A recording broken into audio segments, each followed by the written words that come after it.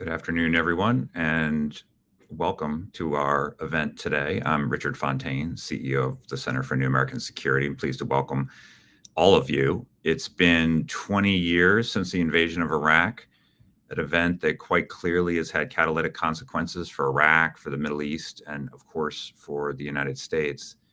And today we'll be discussing the legacy of Operation Iraqi Freedom and how it shaped foreign policy and national security over the years. The U.S. military continues to contend with the war's lasting impact on the force and on veterans. Foreign policymakers continue to struggle with the balance of commitments to the Middle East, including Iraq, and with other priorities in other regions, especially China and Asia. The war has shaped an entire generation's thinking about military intervention and even the possibilities and limits of American power. We'll soon dive into the discussions, examining multiple aspects of the Iraq War. First, however, I'd like to offer a few thoughts on lessons learned along the way. Here, I will suggest that some of the widely accepted conclusions are not quite as straightforward as they appear, and some are just incorrect. The war in Iraq amounted to a catastrophic mistake, one of the most severe in U.S. history. Policymakers at turns then both compounded our mistakes and corrected them, and then often compounded them again. And as I saw during 10 separate visits to Iraq at the height of the war there were moments of heroism and courage. There were moments of deep humanity, and there were moments of terrible tragedy. U.S. involvement in Iraq is a 20-year story now, but it's actually even longer than that. Every president from George H.W. Bush to Joe Biden across 6 different administrations has conducted military operations in Iraq. American troops are, of course, deployed there today as we speak. And at a minimum, I would submit we should draw from this experience insights that will improve our national security thinking in the future. So here I'd like to offer some lessons that most national security observers would probably agree with most of the time. No surprises here. Don't pursue regime change. Listen to our allies. Have an exit strategy. Counterinsurgency is a thing of the past. Stay out of Middle East quagmires. Don't push democracy in a region where it doesn't take root. Not everyone would agree with all of these conclusions, but I think it's safe to say that they represent much of the generally accepted wisdom. And indeed, as observers have marked the 20th anniversary of the invasion, we see such lessons articulated frequently and regularly in speeches and events and articles and on TV and in just general conversations as well. But I'd submit that none of these lessons is as simple or straightforward as they seem. And if we believe they are, we're likely to make serious errors in our national security policy. Different errors, maybe, than the ones made during the Iraq War, but mistakes nevertheless. So the first and perhaps the primary lesson one often hears is this: we will never topple a government again, and we certainly will not occupy a foreign country. And yet history suggests differently. The United States has been involved in dozens of regime change operations over the decades and numerous occupations. The last known attempt to topple a government was the Trump administration's attempt to foment a coup in Venezuela. President Obama helped topple Libya's regime and tried to overthrow Bashar al-Assad in Syria. The last quasi-occupation ended with Biden's withdrawal from Afghanistan not very long ago. And so maybe the United States shouldn't do these things, and that's certainly a matter of discussion, but it's very likely we will. The second lesson is that Iraq shows vividly, listen to your allies, especially when it comes to war and peace decisions. But of course, the question is which ones? Many U.S. allies supported the war precisely because of their faith in American power and judgment. They thought, surely the United States has the right idea here, the intelligence to demonstrate that it's the right idea and a plan for what to do after. And it turned out those things were incorrect. France, which led the opposition to the Iraq War, was, of course, the chief proponent of war in Libya, and that didn't work out too well either.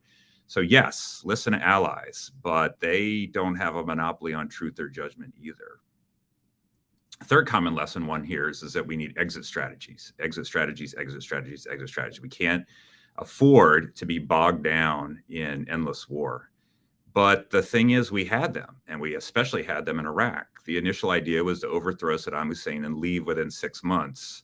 That didn't work. So the United States adopted other exit strategies, training Iraqi security forces so the United States could turn responsibility over to them and leave, or hoping that elections would bring down violence and that would let us leave.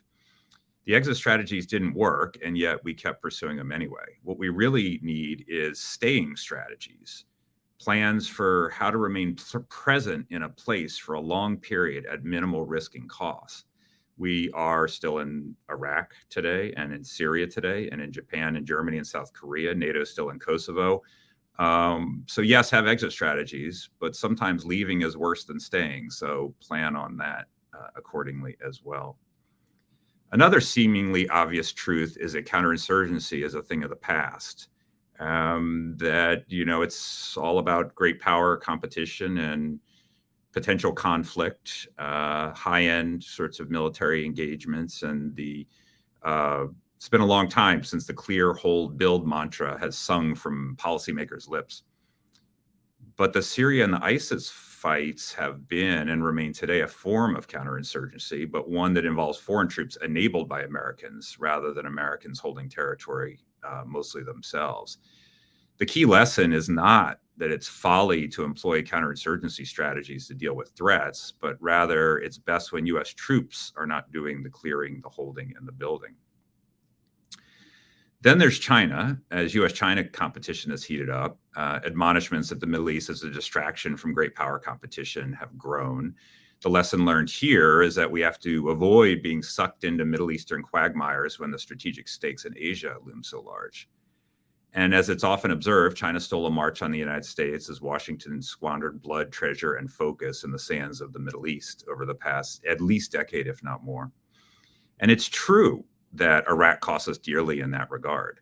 But that's a far cry from disengaging from the Middle East. Doing that causes its own problems and can generate its own distractions. Had we left a residual force in Iraq in 2011, for instance, ISIS may not have metastasized to such a degree that an intense 5-year military campaign was necessary to destroy its caliphate. The price of focusing on a long-term challenge in Asia is the absence of serious acute threats in the Middle East that will galvanize American action. And therefore, some level of engagement is appropriate to make that happen. A sixth lesson, one that's not always stated bluntly, is that Arab populations are neither interested in democracy nor capable of it. Iraq, people will often say, and not to mention the Arab Spring, demonstrated. But the fact that Arab populations desire democracy is simply incontrovertible. Arab Barometer, the largest repository of publicly available data on citizens' views in the Middle East, shows clearly. Their polls show a majority in every Arab country surveyed believes democracy is the best system. They may believe democracy is not functioning or that democracy is not up to the standards that they wish it should be, but nevertheless, they believe that democracy is the best system. And Iraq, for all its many flaws and dysfunctions, is a flawed but functioning democracy itself. The final lesson is that we need to learn the lessons of past experiences like Iraq. And of course, this is true, but we should be careful not to overlearn them, because the Iraq War represented in many ways policymakers drawing lessons from their previous history. We had underestimated Saddam's weapons of mass destruction before, so we're probably doing so again. We waited too long to intervene in Bosnia, Rwanda, Afghanistan. Let's not repeat that mistake. The Iraqi army crumbled in 1991, so 2003 is bound to be a cakewalk as well. The real lesson is that there are no universal formulas in foreign policy. There's no dogma that substitutes for individual and situational judgment. So I hope that a few of these reflections, with which many of the subsequent speakers will no doubt disagree, provides some fodder for the discussions to come. As we talk about lessons after 20 years, we'll also examine the war's impact on veterans, how it shaped military technology, how innovation impacted the force, and how U.S. foreign and security policy today is different because of the war that began 2 decades ago. I will first hand it over to Martin Rasser. He's a senior fellow and director of the Technology and National Security Program here at CNAS, to look at how Operation Iraqi Freedom became an accelerant for emerging technology. And I'll remind viewers that are tuning in, you can participate in these sessions. You can enter questions into the chat box at cnas.org/live, or on Twitter using hashtag CNAS23. So thank you very much. And Martin, you can take it from here. Great. Thank you so much, Richard. And good afternoon, everyone. I'm Martin Rasser, Director of the Technology and National Security Program here at CNAS. So the circumstances of conflict during Operation Iraqi Freedom spurred technological change that reverberate to this day. The war featured a range of strategies and tactics, from traditional combat power to counterinsurgency. Fast-track capabilities included precision ground artillery and counter-IED technology. To talk about this and much more, we're joined by Chris Osborne. We also hope to have John Nagel today, but he had a travel snafu that prevents him from joining. But let me introduce Chris, and we'll dive into the conversation. Chris is the president of the Center for Military Modernization. He's also the military affairs editor for 1945. Chris, welcome. It's a pleasure to be here. Thanks for having me. Important topic. Oh, absolutely. And we're thrilled to have you here, such a leading expert in this particular area. I'd like to start off with a scene setter. Could you take us back to the early 2000s and describe how U.S. planners were thinking about war at the time? And how did this concept of network-centric warfare play out in the initial phase of OIF, the shock and awe campaign? Sure. Well, great. Thanks so much for having me. And I like the way you framed this, because there is an interesting synergy between OIF and what's evolving now, which is more modern conceptions of combined arms maneuver. As many probably noticed, the Army's breaking through with certain technologies, AI-enabled networking. And although there's been this seismic shift, you might argue, both in terms of doctrine, strategy, and technology, a great power war and competition, some of the inception or the early inspiration of some of what's breaking through now can be traced to OIF. And the first thing that jumps to mind is we've all heard of strategic effects, Warden's theory about the 5 rings. And we all heard about shock and awe and the decapitation strikes. And this idea of hitting command and control, supply lines, essentially rendering an enemy unable to function without necessarily destroying the infrastructure itself. That was the premise of shock and awe, and it goes back to the Gulf War, interestingly. And so there are a number of different things where there's what I would call a juxtaposition, because in one sense you have this rapid maturation of new breakthrough technologies now and a shift in strategic focus. Yet, technically speaking, there's some real alignment. You mentioned 2000. I don't want to go on too long, but of course we all remember FCS, and it's kind of an interesting zeitgeist. It's the ghost of FCS, that sort of was canceled in 2009. We all remember Secretary Gates talking about it wasn't that it was next war-itis, essentially, that it wasn't mature enough. A lot of problems with FCS. That's an interesting discussion that's continuing to be had. Part of the irony is the basic paradigm of systems networking is happening now. And absent to some of the particular technological elements, networked warfare is essentially here with the Army's Project Convergence. So FCS was, in theory, this idea of system of systems. So you have a series of nodes, unmanned systems, as well as major platforms and satellites, essentially sharing information in real time across the force. So a lot to talk about OIF and how that kind of matured in various increments, in part with things like software programmable radio, robotics, a lot to talk about. But initially, I would say, juxtaposition, because on one hand you have this massive difference, right, with counterinsurgency and great power war. Then you have things like robotics and EW and a lot of things we can talk about, precision land artillery, that emerged as well, which are still relevant today if you look at Ukraine. Okay, well, that's an excellent way to kick things off, Chris. So, one aspect of that initial phase of the war that I've found particularly interesting is how the military approached its supply chains, right? So a lot of logistics management was done with commercial off-the-shelf technologies, information technologies, RFID tags. So how did that compare to how we approach things in Desert Storm? And ultimately, what impact have those lessons from OIF carried over to today? Well, I'm really glad you mentioned that, because logistics is often kind of the unrecognized hero of warfare. I mean, the whole point of forward maneuvers is to be able to sustain that. It's something Ukraine is kind of looking at right now with tactical trucks.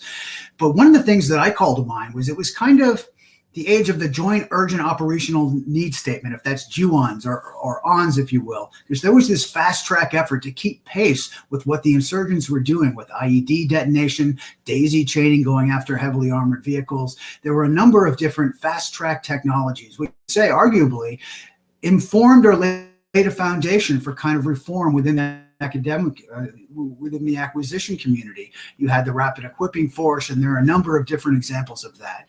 I also think of it in terms of dimension supply. The advent of two things come to mind. One is condition-based maintenance, which was a way to essentially anticipate the point of failure from an engine or a vehicle system of some kind by having a small data collecting sensor, not able to transmit in real time. That's more in these days, but this idea of cataloging the rotations of the wheels in the engine to know when something might fail.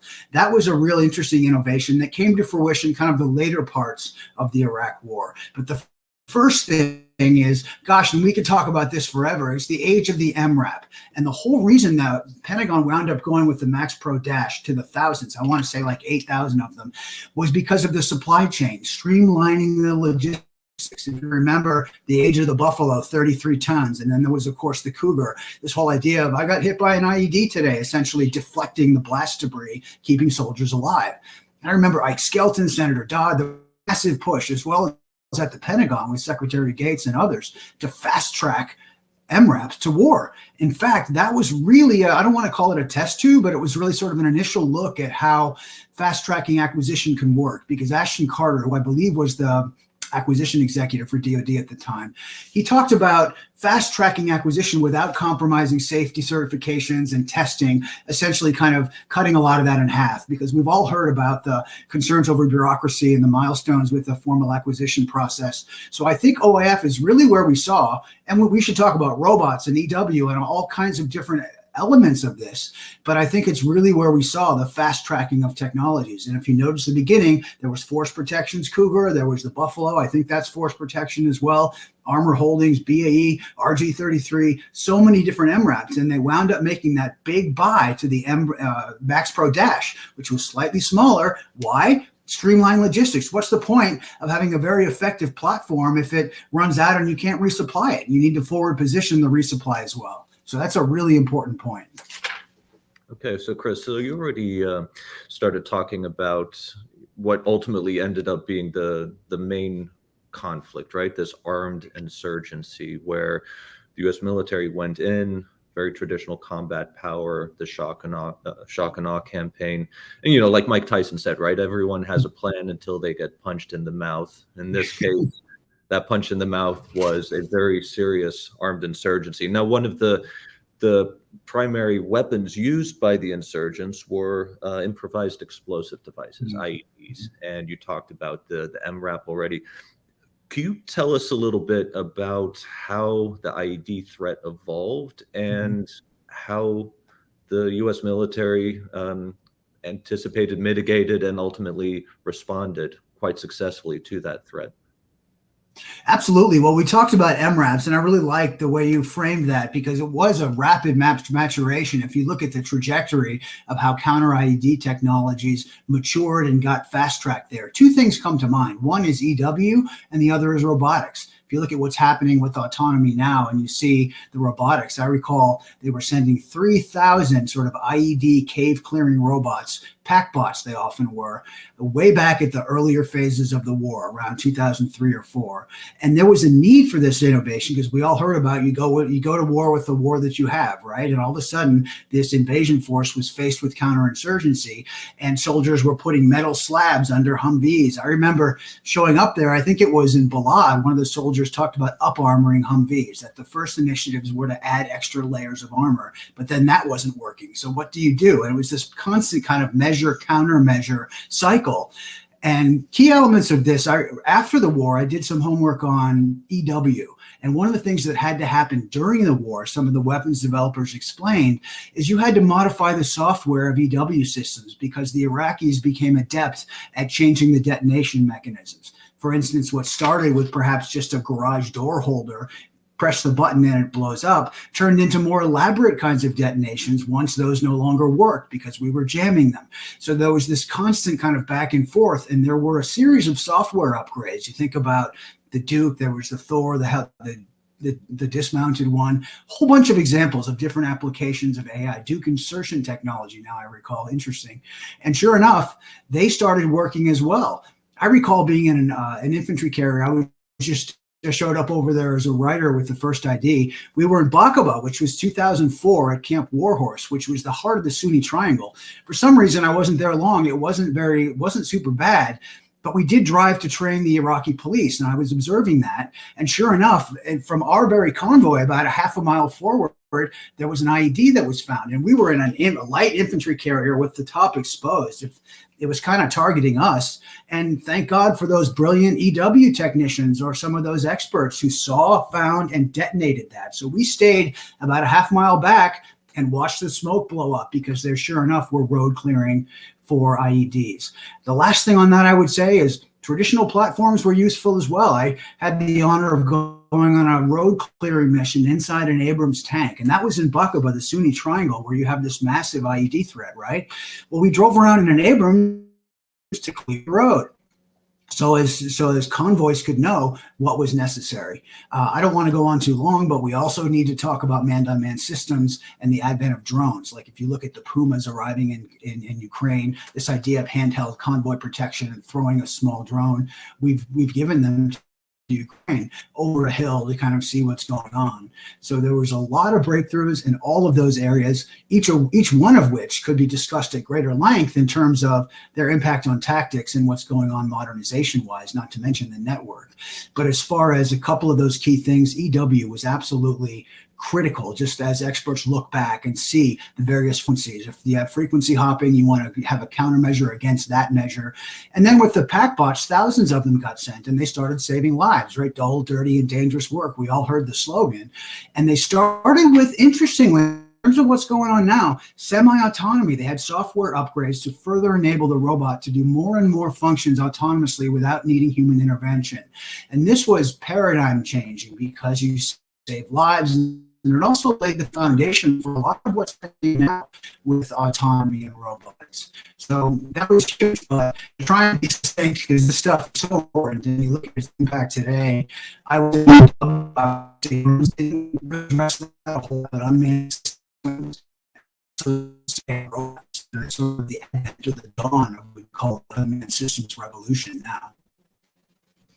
Okay, your audio was glitching just a bit there, but hopefully people caught everything that you were saying. So you start talking about semi-autonomous and autonomous systems. I think that's a great segue to a topic we should dig deeper on, right? Given how prominent that is right now in how the Pentagon is thinking about future warfare. So what specific lessons learned from OIF do you see being applied and thought about today?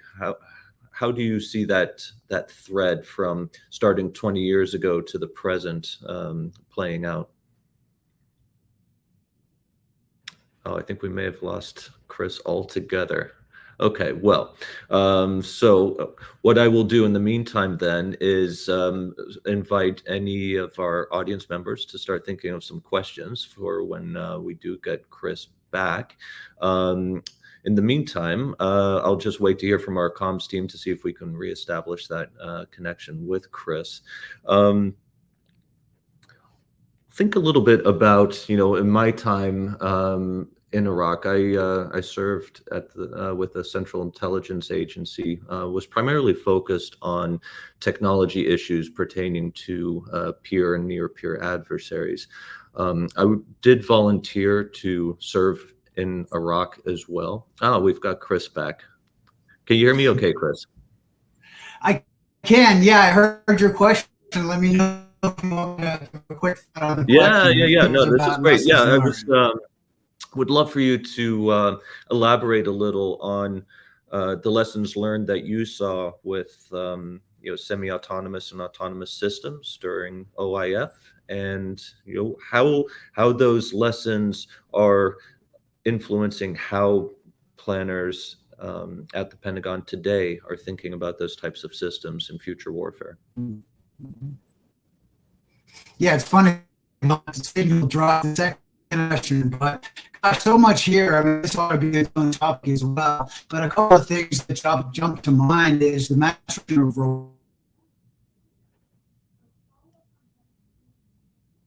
It seems like we're once again having some connectivity issues. So hopefully we can reestablish this connection soon. Chris, I don't know if you can hear me or not, but right now your video and audio is frozen. Well, what I was, oh, here we've got a new connection coming in. Let's see here. All right, you're back. Hopefully you can hear me. I'll try and quickly finish that, and let's hope the signal holds up. Can you hear me okay, Martin? I can hear you pretty well at this point, yes. So go ahead. Oh, there we go. There he goes. Okay, great. Well, sure. I remember the Mule from 2009. It was a robot. And this was later in the war, pretty much. But it had something called CNAS, or Autonomic Navigation Systems. And in fact, it was so cutting edge at the time. They could arm it with javelins. It could be sensors and essentially fire weapons itself. They re-emphasized the doctrine to ensure there would always be a human in the loop when it comes to the use of lethal force. It's tough to think of a debate more pressing now as the Pentagon looks at out-of-the-loop potential autonomy for defensive purposes only, maintaining that doctrine about judgment and the use of lethal force. But that's incredibly important. I mean, autonomy has really kind of ruled the day. If you look from the air, it's a lot easier. Ground robotics, the Army has been working on for years. You have advanced algorithms, but cognitive dynamic decision making in real time when you have things pop up or an enemy, those variables all at once, again, huge focus for what AI is trying to do right now in autonomy is overcome what would be a handful of impediments or indicators, if you will, in a holistic sense to make your interpretation, make your combat decision quickly. The other thing I would say is the network. It's all about network. I mean, Blue Force Tracker, gosh, that goes all the way back to the Gulf War. But Blue Force Tracker 2 popped up after OIF, the counterinsurgency years. And that used satellite technology to kind of massively decrease latency. So you have this much faster sensor to shooter time. You have this much faster refresh of those dots on the screen, the graphic, which shows where the enemy and the friendly forces are. This is actually paradigm changing. And sure enough, it's exactly what's going on now as far as reducing latency. The whole point of Project Convergence, which was a breakthrough, I believe it started in 2020, was to take the sensor to shoot or kill process from 20 minutes down to 20 seconds using AI. You have a number of different otherwise disparate sensor pools of information coming into a central hub, networking them. In some cases, you have gateways kind of translating the different transport layer technologies and sharing and pooling information in real time. That was, although not mature enough to work, part of the concept of FCS. And that was part of what was, I don't want to say pioneered, but that's what started to a degree in OIF, which is part of the irony because you have counterinsurgency, now great power war. Some of the technical elements are still very key and very fundamental. In fact, they've held up and matured. You could argue, having followed the military for a while, the military, Pentagon's now doing what it spent decades trying to do with software programmable radio, joint tactical radio systems. There have been a number of recent breakthroughs which you could point to as kind of the maturation of stuff that was first innovated almost or attempted when it comes to counter IED and the efforts in OIF. So a whole lot there. I think the lesson is about network warfare. The network is about hardening network warfare, and the network is about sustaining. The lesson is about survivability platforms. If you look at what Ukraine, they're getting some MRAPs. If you just kind of look at that list, those might not go anywhere to a certain degree. Also, the last quick point I would make is the lesson that I think the most important lesson for today as we look at great power war is this idea of heavy armor has a place, even in counterinsurgency. Yes, there are mobility challenges, bridges, narrow passageways. But if you think about what the tank was able to do, that was in our convoy. Sure enough, soldiers were handing out candy to the Iraqi kids along a convoy route from, where was that, Warhorse to Balad. Long drive. I was kind of scared, actually, just a guy with a backpack sitting there. But the soldiers were all over it. They were like 360 perimeter per view, throwing candy to the kids.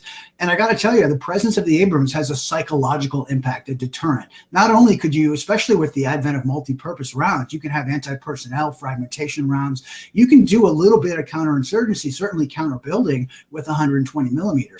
And you look at how important the current debate is about the future of heavy armor with lightweight composites, man-on-man teaming, this whole idea of autonomy and man-on-man teaming. Really, the last thing I would say is the prevailing consensus among weapons developers is really kind of a hybrid. You have those faculties and variables unique to human cognition that really can't go away. And then you have the processing speed and the analytics of high-speed computing.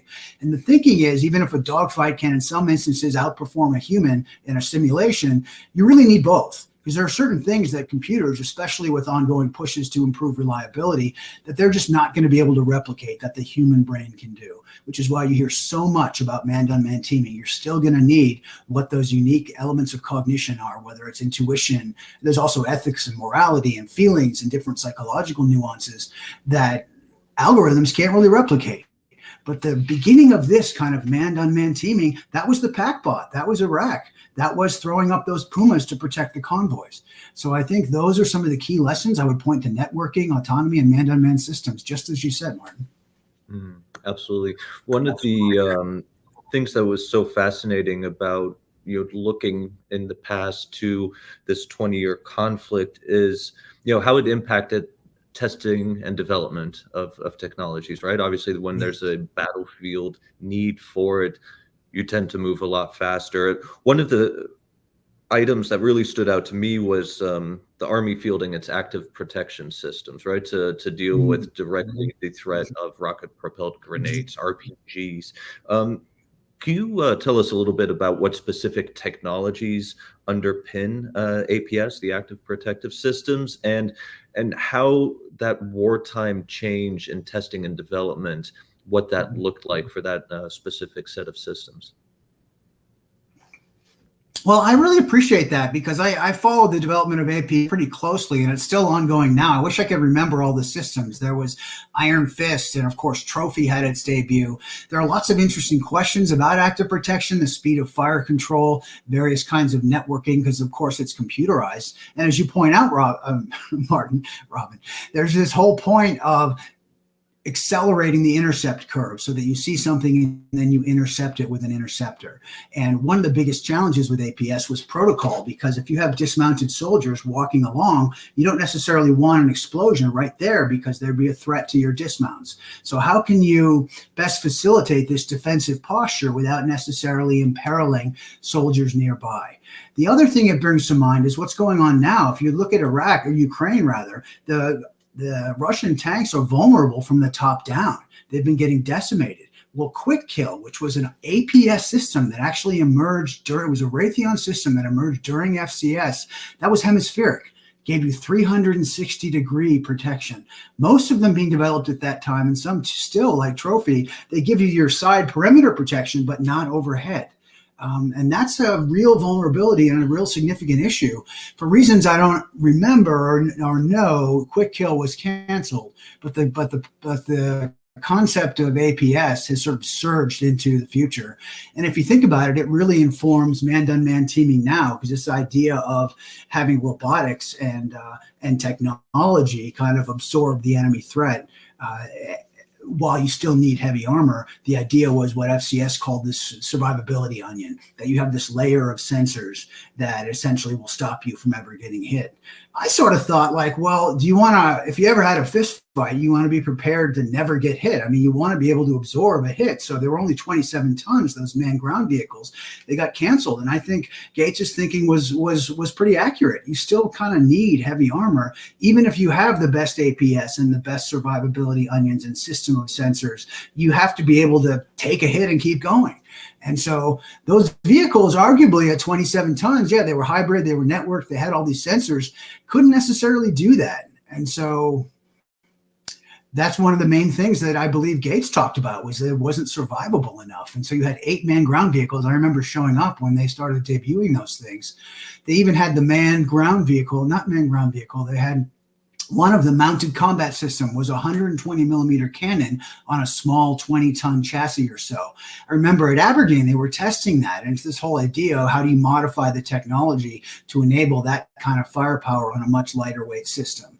So I would say all of these kinds of things, lessons about heavy armor, lessons about survivability onions, lessons about sensors, which is why I think you see the Abrams isn't going anywhere. I mean, there's this optionally manned tank program, which is really interesting, but you really have this sustained sense that heavy armor is going to have a place. I mean, look at what Ukraine needs in terms of their tanks right now. One of my professors in grad school was General Odom, who, huge heavy armor advocate. And so it's amazing to hear this now, right? Because when I was in grad school, it was all about Stryker, right? And this big debate between light wheeled vehicles versus heavier tracked vehicles and which one was better. And what's old is new again, and a system like the Abrams, of course, has proven its worth many times over. So it's always fascinating to hear how these conversations just keep coming back. I wanted to talk to you about another fast-tracked capability, precision ground artillery systems like the Excalibur and so forth. But before I do so, I just want to invite our audience to join the conversation. Feel free to jump in and ask questions of your own. The instructions are right there on the screen. Use the chat box on cnas.org/live, or use the hashtag CNAS 2023 if you're on social media. Looking forward to inserting your questions into the discussion here. So Chris, to go back to my question on precision guided artillery, what were the specific circumstances that drove the development and deployment of this capability? Ultimately, what led the U.S. military to fall in love with artillery again, and what were some of the specific innovations that were fielded?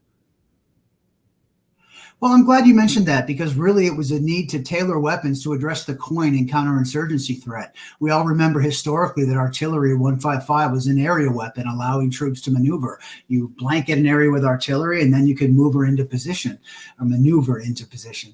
And that's extremely critical. What this brought us in OIF, and I remember first writing about the Excalibur, I want to say 2007, and it was the advent of, for the first time, precision-guided, GPS-guided land weapons. Of course, we all knew JDAMs in the Gulf War, and this was doable from the air. But this idea of giving a ground commander the option of a wider range of options and an option for precision was absolutely paradigm changing, because in a counterinsurgency environment, we all remember the insurgents were blending deliberately among civilians. You had dispersed smaller targets. You weren't necessarily going after convoys or going after large targets. And the breakthrough with Excalibur was it was a 1 meter, what they call CEP, circular error probable. And so that means a level of precision down to 1 meter. They could essentially, they were doing this from the air in the Desert Storm, but you can put something through a window. I mean, you can be extremely precise. So you're saving lives, of course, but you're also pinpointing targets. So there were two weapons that quickly come to mind. One was Excalibur, but boy, those are expensive. They're still expensive, and that's matured in a variety of different form factors and prototypes, or I should say variants.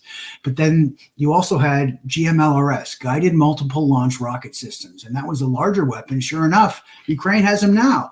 Very important weapon when it comes to pinpointing. If you look at Ukraine suffering all those long-range rocket attacks from Russia, they don't have air superiority.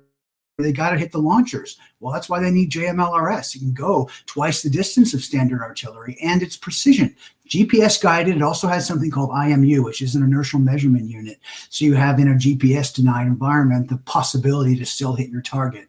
But GMLRS was very effective in Afghanistan from what commanders and weapons developers talked about. I believe it was also used in Iraq, but I wouldn't confirm that if I wasn't sure. This was a huge revolution for land warfare. Remember, the guys all talking about precision, and what that means now. I mean, I think if that's migrated into programs like DARPA's Exacto, where you fire guided rounds, I don't think we're quite at the point of guided 5.56 or 50 millimeter rounds, but this idea of guided ammunition is taking off, proximity fuses, and then of course the need to pinpoint locations.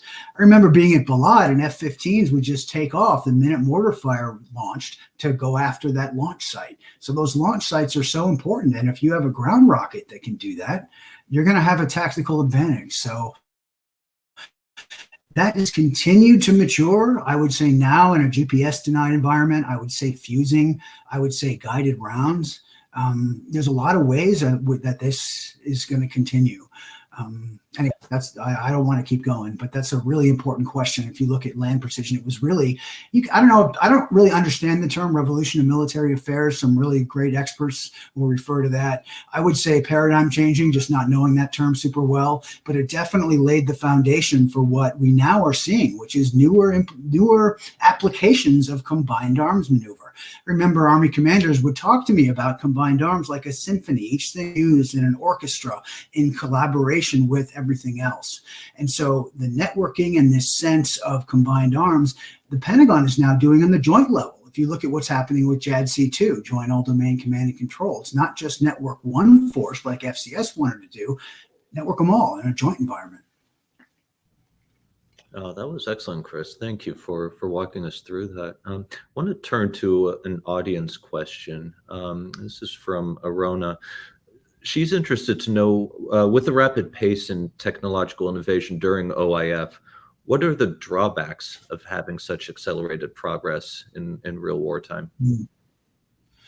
You know, that's a really important question, and I'm glad you asked that, because if you look at success stories, I believe, I remember writing about this, the double V hull for the Stryker. In about 9 months, the Army worked collaboratively with General Dynamics to build these double Vs on the bottom of the Stryker to add additional IED protection. So there's an example when something really works. But as now, do you want to throw a prototype right into the middle of a war zone? What if it malfunctions? I mean, I'm remembering the XM-25, that airburst weapon that wound up proving initially very effective, detonating rounds above where the Taliban were hiding in defilade. And then it had some developmental challenges.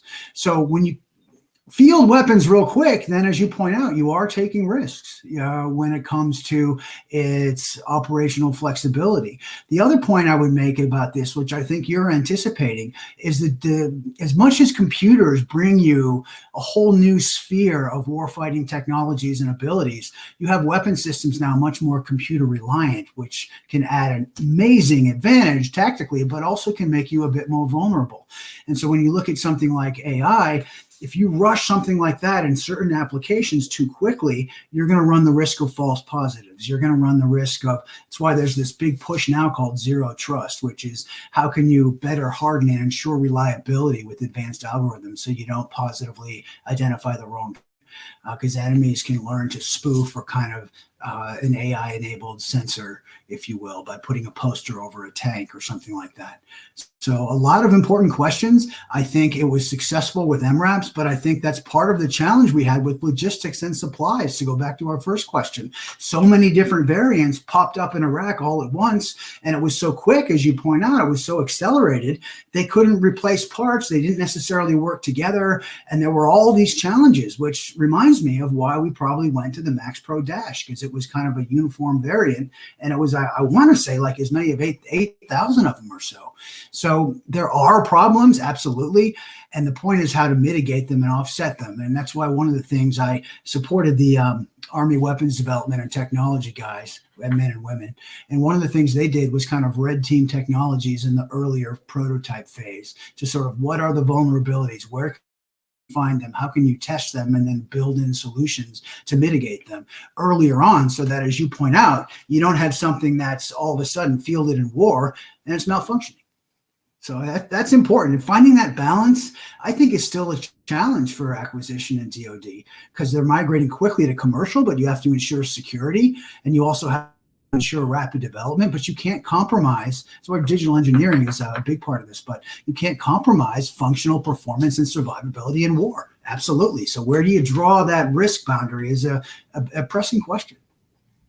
Yeah, and an ongoing debate within the department, of course. So let's see, we have another audience question here. This one is from Hannah. Hannah would like to know, as defense technologies and information systems were developed and deployed during the course of the war, how would you describe adoption by warfighters? Were boots on the ground immediately confident in these new systems, or skeptical of their rapid uptake? That's a great question. And I would never want to answer something that might venture beyond my ability to answer accurately. I can draw from a little bit of my own experience. I think that's really important. I think there were a lot of challenges. I think which is why you saw PEO Soldier. I wrote a lot about Soldier as a system and the maturation of technologies. In more recent years, there's been wireless connectivity between something like night vision goggles and the sights on a rifle. And you remind me, this is why the Army did network integration experiments, NIEs. They wanted to put emerging technologies in the hands of soldiers, see what works, what doesn't work. This was talked about a lot and was a very successful program. General Murray was doing that with Army Futures Command not long ago. They call them soldier touch points. You got to put a technology in the hands of soldiers for precisely that reason, to get a feel for what might go wrong and try and anticipate problems. But when you go that quickly, yes, you're definitely absorbing more risks. And if you look at the success stories, you can argument that was worth it. You also see some of the shortfalls. So, Chris, if you look at the department today, and you touched on this a little bit already with adoption of AI. So, just from your perch in your various capacities now, how would you rate the Pentagon's AI adoption approach? Are they being too cautious, or do you think they're moving too fast in certain areas? How would you describe what you're seeing? Man, I don't want to stretch beyond my expertise. I'd love to have a better answer to that, but I would tell you that's one of the most important questions that can possibly be raised. I did write a little bit ago about this question of out-of-the-loop autonomy. And because of the maturation of AI, the Pentagon is looking at amending doctrine to a certain extent to enable weapons to work for defensive purposes. Think of something like base defense or drone defense. An AI-enabled system can sense an incoming threat, bounce it off a database, make a determination about what works best in that particular threat scenario and recommend it either to a human decision maker or, in the case of advanced autonomy, out of the loop, knock it out. You think about the time that defenders have with incoming salvos of weapons and drones. Something like that is paradigm changing in terms of saving lives. So this idea of defensive AI is very important. Offensive is a different question, right? We write a lot about, well, we see a Terminator. And I think I spoke with a brilliant guy. He did DoD cyber for a long time. And he was like, I'd call him one of the top experts in cyber and AI.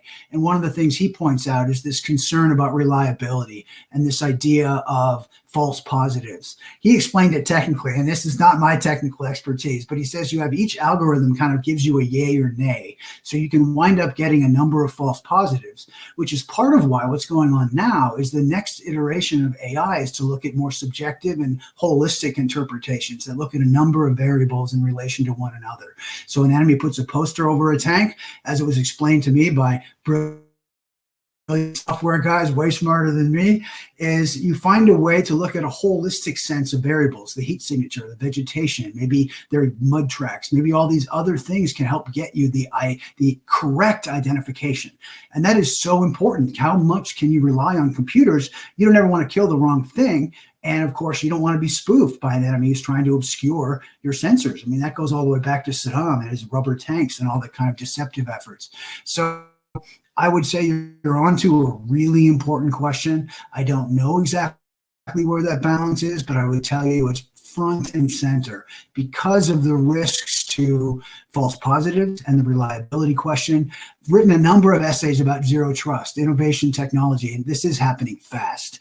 Innovators are working industry like crazy to develop the software and the ability to do exactly what you say needs to be done, increase that reliability. But I don't know how far along it is. There was an interesting memo it came out from the Pentagon not too long ago that talked about enabling commanders to have a certain level of judgment. So when you start to get more reliable AI, no one's talking about, Terminator type rampant killing. But if you have a situation where a robot can take out an enemy safely and accurately, how do you not consider that? At least give it some airtime in the concept of future war, especially if you think ethically. The Pentagon has always been very ethical about the use of AI. But if you look at potential adversaries, they might not be. So whatever we do, we got to be ready to fight a whole army of Terminators before too long, because that technology is pretty much here. Absolutely, absolutely. Unfortunately, there are a lot of people at the Department of Defense thinking through these issues, right? And the department has put forward their ethical principles for the use of artificial intelligence, which is, I believe, still the only military in the world that has actually done so. So that in and of itself, I think, is a standout accomplishment. So there's one important actor that we have not talked about, and that is Congress. One of our audience members, John, is asking, how crucial is Congress's role in advancing and fielding technology like MRAPs to the force during OIF? And what lessons can Congress take from that case study? You know, I'm so glad you asked that, because it reminds me of, I think they gave it a DX rating. There are certain ratings you give certain acquisition programs to fast track them and get them very, very, very quickly. But this is something not lost on the Pentagon in terms of Congress controls the purse strings, and they decide how much funding something gets and how quickly it can be available, which is why you have, the Air Force called it 804 funding more recently, this idea of freeing up dollars quickly. It's part of why the Rapid Equipping Force came to exist and did its functions. I recall showing up at an Afghanistan hearing, and we all remember the late Ike Skelton. He talked about precisely this idea of kind of fast tracking stuff. And that couldn't be more important in terms of how quickly you can get things there. Absolutely. And there's a whole bunch of other examples of this. And Congress, that's why it's not lost on the Pentagon. If you talk about senior leaders getting ready for testimony, I noticed there were a bunch of them today, Senate Armed Services. They want to be able to make the case. Here's this technology. We need this. We need the money freed up faster. You run into politics, you run into bureaucracy, you run into lots of problems. But what I've observed, a lot of lawmakers are pretty hardcore about wanting to protect soldiers. I mean, the whole push for massive amounts of MRAPs kind of came to a degree from the Hill. So there's a lot of support in the Armed Services Committee. I've talked to a couple of them once in a while. I want to do more of that. Some really smart military minds on the Hill who understand the importance of this kind of stuff. But the one request that the military always makes at these hearings is, we want reliable funding. We need a stable budget. We need to be able to count on that, because there are national security implications if Congress is in a quagmire and not passing budgets. So, Chris, I want to ask you one final question before we wrap this session.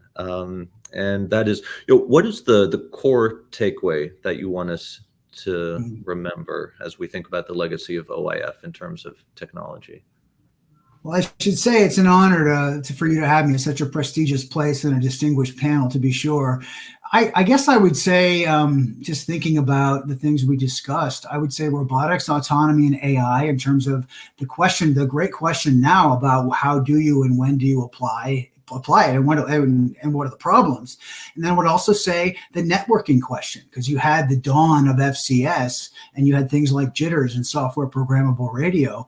I would say, and I kind of cheerlead for DoD, but gosh, I've been following this for so many years. They're doing now what they wanted to do with FCS, what they're doing with jitters, this idea of sensor to shooter time. If you show up at Project Convergence, a mini drone or air-launched effect sends something to a larger drone, sends it to a helicopter, sends it to a ground, and an AI-enabled computer on the ground takes all these otherwise disparate sources of information and does the real-time analytics, or close to real-time analytics. So I think what we're seeing is the breakthrough, really, of fighting what the Pentagon and leaders from all services to say, fighting at the speed of relevance, to get inside of or ahead of the enemy's decision cycle. I would also say I think it's significant that the strategic rings, effects-based warfare, is not only not going away, but it's getting more important with things like added precision and reliability of networks. Well, Chris, thank you so much. This was absolutely fantastic. I wish we had more time. I wish we could talk for another hour. This was just amazing. Again, really appreciate you being here with us today. And yeah, to our audience members who submitted questions, sorry I wasn't able to get to all of them. There were just so many to get through. I did my best.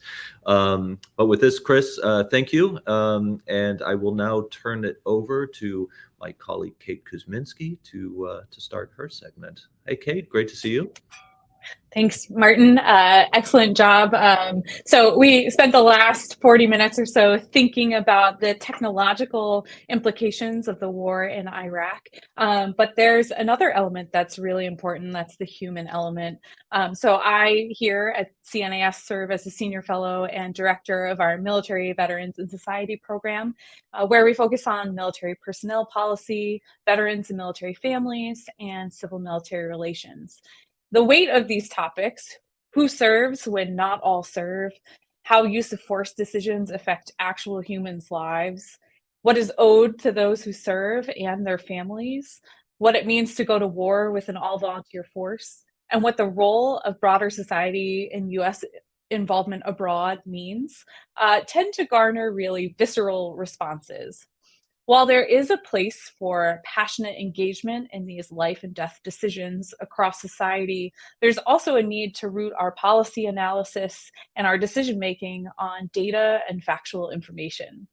So to that end, I'm pleased to be joined today by Dan Vallone, who is the director of More in Common USA, who has experience in the hard work of surveying Americans, those with military experience and those without military experiences, to identify perceptions of matters that are important to healthy civ-mil relations. Most recently, his team published results from their survey on Operation Iraqi Freedom at 20. The report identifies where US citizens share common perceptions and where there are differences. The survey further identifies some key distinctions in perceptions between those who have military experience and those who do not. Relevant to this discussion, Dan himself is a graduate of the United States Military Academy at West Point and served 6 years on active duty as an Army infantry officer with one tour in Afghanistan. So Dan, thank you so much for joining us today. I'd love to have you just start off our conversation. Can you provide us with some background on More in Common and the work that you do there? Sure. It's great to be here, Kate. Really appreciate the opportunity to talk about this important subject. So for some context, More in Common is a public opinion research organization. I lead the entity based here in the US, but there are More in Common teams in France, Germany, UK, and Poland. And across the board, we study polarization. We try and understand what are the forces that are pulling our societies apart. And then we work to apply measures that reduce polarization and bring Americans together to try and make progress on our challenges and create new things with a sense of solidarity. And so there's a few things to know about More in Common. One, we're relatively new, but we've been around for about 4 years in the US. The second is that we work across issue areas. So we're not a policy organization per se. We consider ourselves audience-centric. We really try and understand people from the bottom up, the narratives that we hold about major events, the identities that we share and that are divergent across populations. And then, as I mentioned before, what is it that's playing out in our societies that are fracturing us, and what can actually be done to bring us together. And so we've been doing work to study, in this context, veterans and war since 2020. So can you walk us through how you went about building this study, and then we'll dive into some of the findings of that study. Sure. So we launched something called the Veterans and Citizens Initiative in 2020, which folks can go check out at the vci.org. And we did it because we saw 3 reasons. First, veterans in the military are a national institution. So one of the missions of More in Common is we want to lift up and tell more stories of a bigger us for Americans. And the military and in the veteran population, that is kind of instinctive and innate. The second reason why we launched this initiative is that the military and the veteran community are trusted. And at a time when there are very few institutions that have broad levels of trust across the American population, we need to reinforce those institutions that have trust. And the third, we saw an opportunity. Veterans have always been outsized, have had outsized influence as architects of civil society in America. And we think that right now there is an enormous opportunity for veterans and military family members to play that role again, to try and figure out what kind of civil society solutions we need to bring Americans together and reduce polarization. So one of the ways that we kind of contribute to this conversation is through public opinion research. So prior to this report, we had done 4 big studies looking at Americans' attitudes towards the end of the war in Afghanistan, 2 studies on their attitudes towards veterans and military families, a series of studies around collective memories of different wars, Afghanistan, Vietnam, and World War II. And so as we approached the 20th anniversary of Operation Iraqi Freedom, we knew that we wanted it was to be a significant moment, both for the veteran and military community, but also for the nation. And we wanted to be able to help people have conversations across lines of difference. And so the things that we wanted to explore in this study, we knew we wanted to understand relationships. Is the Iraq War something personal and visceral, or is it abstract and hazy? And we wanted to understand narratives. When people think about the Iraq War, to the extent that they conjure a picture or a story, what is that story like? Who are the characters? What's their relationship to those characters? Who are the protagonists, the antagonists? What's the resolution? Or if there hasn't been one, why is that still murky? And so we fielded a national survey to a representative population of American adults in February. And that's what we produced in the report that is on our website. So we'll dive into the findings here, and I'll remind our audience that we invite your participation. So please do submit your questions as well. I think one of the surprising, or perhaps is not so surprising, findings indicated in the survey results was how infrequently most Americans think about or interact with those who served in the war, particularly those with experience in Iraq.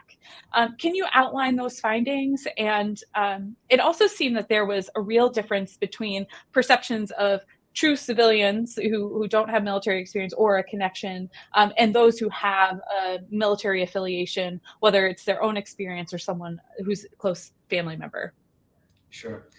Yep, those numbers are quite striking. And just for some context, our goal again is one, we want to help people understand each other, particularly across lines of difference. And as has been well documented, there is a large kind of gap between civilian society, the military, and the same is true for the veteran and military family community. So we want people to understand each other better. And then two, we want people to understand kind of the context that we find ourselves in America today if we're going to move forward together. If national security is going to be a unifying feature in the American landscape, we kind of have to understand how we see our past. And in this context, what we find is that the Iraq War is largely invisible, actually, unfortunately, for most Americans. Only 4% of Americans on average say that they often think about the Iraq War. If we extend that to people who say they often or sometimes think about the Iraq War, it's about 1 in 4 Americans. But embedded in that average are veterans, and veterans are about twice as likely as people without any connection to the military to think about the Iraq War. So for the kind of average American who's out there not without a personal connection, they didn't serve themselves, they don't have family who's in the military right now, they really aren't thinking about the Iraq War ever. And what kind of exacerbates that is that they're not talking with Iraq War veterans. So only about 1 in 3 Americans say that they know somebody who served in Iraq, and only about 1 in 5 Americans who don't have a personal connection to the military. So again, someone who's not a veteran themselves and who doesn't have family serving now, only about 1 in 5 say that they have talked with an Iraq War veteran about the Iraq War. And just for some comparison there, veterans, people with family who are in the military, about half say that they've talked with an Iraq War veteran about the Iraq War.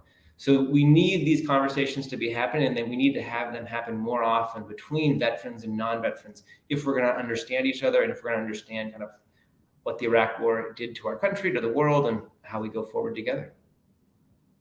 Yeah, it is interesting to see, we're about to approach the 50th anniversary of the all-volunteer force, which means that for the last 50 years, the United States military hasn't relied on conscription or a draft, and the military has shrunk considerably over that period of time, which means that as the older conscripted force passes away, those who fought in World War II, Korea, and Vietnam, there's less exposure in day-to-day interactions with someone who's actually served in war, let alone specifically in Iraq.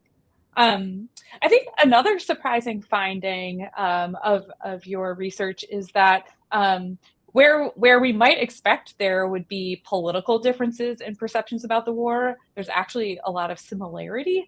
So do you want to talk a bit to the differences on political identification and how those individuals view the war in Iraq?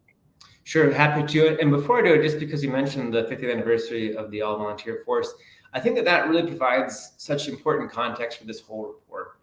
And I think, just to contrast the amount of effort that went into studying the implications for the all-volunteer force on the military and the amount of work that the military has done and that Congress and other kind of institutions have supported the military in doing, to professionalize it, to think seriously about what its role is in an all-volunteer environment.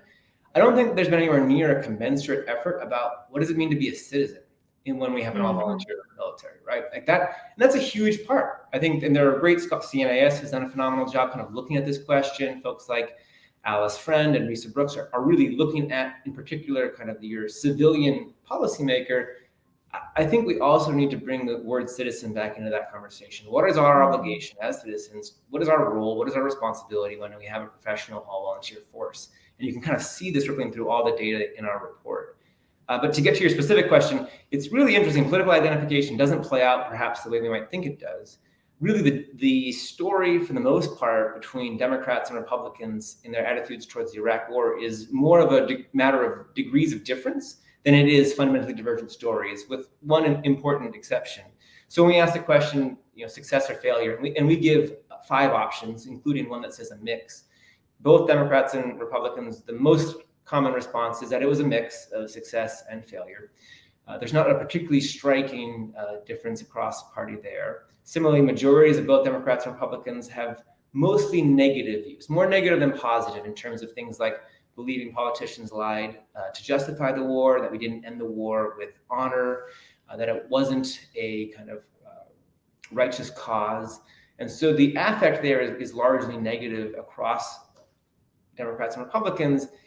The difference, and it's important and notable, is that there are strikingly different stories of blame. So when we ask the question, which groups or individuals are mostly responsible for elements of the war that went poorly for America, Democrats overwhelmingly say former President Bush and former Secretary of Defense Rumsfeld. Republicans overwhelmingly say former President Barack Obama. Right? There's actually very little overlap in terms of attributions of blame, which kind of does make it more difficult to have conversations about what did we learn about, what's the story of the Iraq War. Yeah, I was surprised, thinking through some of the questions that were posed. So you posed questions asking people about pivotal moments in the Iraq War. First you had them answer which pivotal moments they remembered, and then you actually provided a list and asked them, do they remember these events? And I was surprised by how little most respondents remembered about the Iraq War. Some major points stood out. So certainly Saddam Hussein's role was something that a lot of people identified. And also, memories of the beginning of the war. But it seems as though few had memories of the withdrawal or the surge, which was something that captivated the attention of those of us who work in a policy world. What do you think that might imply about the way Americans experience war? There's those who are serving, and then there's those of us who are civilians who are sitting on the sidelines. What does that say about kind of the current state of civil relations and the things that civilians are paying attention to? I really appreciate that. I want to underscore something, because you mentioned the 2 methods we did, and there's something about survey methodology that's important here. So the first question is we just asked people, please write out what you consider to be the 5 most important events from the Iraq War. And they were given an open-ended response on the survey. And by and large, people could only list 1 or 2 events. And that's totally normal. We could field that same survey asking people, like, what did you do last week? And we would get people, it's hard. People are, oftentimes going about their day when they're answering surveys. A lot of things are coming at them. And so I would not expect people to be listing off 5 detailed specific events about the Iraq War when prompted in that method. But then we also gave people a list and said, here's a select number of major events. All of these events were covered in American news, heavily covered in American news from the Iraq War. The Colin Powell's speech at the UN, the invasion, battles of Fallujah, the surge, the Golden Mosque bombing in 2006, the withdrawal, etc. And we asked them, how familiar are you with these events? And this was a bit shocking, I think, for me as well, because really the only events that majorities of Americans said they were familiar with were the invasion, kind of the capture of Saddam, and then the withdrawal. So things like the surge, which I'm in the same boat as you, like that was a massive event that kind of dominated my information world for years. Only about 37% of Americans said they're familiar with it. The Sunni awakening, which also, again, such a pivotal part of understanding the war's evolution. Less than 40% of Americans are familiar with it. And I think it speaks to several features of our society today. One is, what is the incentive that political leaders have to regularly engage the American public about national security and foreign affairs? I think this is made even more extreme because of the all-volunteer force, where you have so limited interpersonal connection between most Americans and the military. But at this point, there's often an incentive in politics not to talk about foreign affairs, not to talk about war, because politicians want to be focused on the economy or some other issue. That's all important, but we think about what is the incentive to actually hold a conversation. Mm-hmm. And similarly, in the media landscape, I mean, again, I think unfortunately we've seen a lot of foreign bureaus or teams who used to cover foreign affairs. Those are the first to kind of go when we have consolidation. And in a hyperpolarized moment, we're just no longer able to cohere around a shared understanding of facts and story about the Iraq War. Yeah, I think it's interesting that the Gates Commission, which was the presidential commission set up by President Nixon to explore whether or not we should move towards an all-volunteer force, one of the areas of concern that they had was that you would essentially create a warrior caste, and that the rest of society would be separated from the cost of a war overseas. And I think it's interesting. There's great bodies of work too about how to better tie together American society with the weight of a war, right? So during World War II, it wasn't just that we had a draft. It played out in taxes and food rationing. And during the Iraq War and the Afghanistan War, we saw our tax policy as something completely separate from our decision to go to war. And I know Sarah Krebs at the Naval War College has done quite a bit of work on this, worth looking into. I thought to your point on sources of information, another interesting finding was that while about 40% were getting it from news sources, which is where we might expect it, the next highest response of where people were getting information about the war in Iraq was in TV and movies. And I think certainly we saw an evolution over time of, the storyline of an Iraq veteran with PTSD kind of sprinkled into a number of TV shows. What do you think are the implications of where people are getting their information from and how they envision the war in Iraq? Yeah, it's such an important question, and I think so pertinent both to understanding Americans' memories of the Iraq War, but also to the conversation they were having about TikTok. Because if you looked at Gen Z, for example, one of their top sources of information about the Iraq War, social media. And on that, and of the social media platforms, TikTok is one of the major platforms to access lessons or things about history. And so I think this conversation we're having about national security, about social media, ripples through to how do people understand war, how do they understand veterans. But broadly speaking, I think there's a couple takeaways from the sources of information. And then in the report, and we might get to this more in a bit, but we do ask Americans about their views towards Iraq War veterans. And what we found, kind of consistent with the broader literature on perceptions of veterans that you alluded to, Americans think Iraq War veterans are more likely to be patriotic and disciplined, more so than your average American, but they're also much more likely to think Iraq War veterans feel alone and that they suffer from mental health issues. And I think it's also relevant to note that those perceptions are not held just by non-veterans and those disconnected from the military community. Those perceptions kind of cut across, whether you know veterans really well. I think the difference that I would suggest our data underscores is that people who know or who are veterans themselves still have more complex perceptions of veterans. So they are still more likely to think veterans suffer from PTSD at a disproportionate rate. They're still likely to view them positively in terms of patriotism and discipline, but there's just more complexity. There's more nuance. Their opinion of veterans is less likely to change dramatically based upon a new news cycle or a news story that features a veteran doing something either good or badly. When you don't have those relationships, or when this isn't personal, your views toward veterans are very loosely held, right? So we've run experiments in our surveys where we presented average Americans with different kind of hypotheticals that involve veterans. And in some circumstances, you can see 15-point swings in terms of whether you view veterans positively or negatively based upon what we share in the story. That all underscores that this positive kind of view of veterans, which is admirable, is also loosely held, and that we need to kind of tie these connections more together better through personal relationships. Yeah, and that has been seen in quite a bit of the academic literature as well. I know Dr. Meredith Claycamp up at the University of Maryland has spent a lot of time doing these treatments, particularly with employers, and similar findings that they saw veterans as more likely to be disciplined and hardworking, and also simultaneously saw them as more likely to have some sort of underlying psychological instability, and still had a preference to hire, which was an interesting and complicated finding, I think. So I'll say one more thing. Sorry, I didn't mean to interrupt, but you also had please. mentioned the kind of what you just said in terms of the perception of veterans. You know, I don't know how many folks who are involved in cultural media are watching or tuning in right now, but one thing, and this is mostly subjective, we have not really tested on this in our survey data, but if you look at cultural media, so TV, movies that feature veterans, right?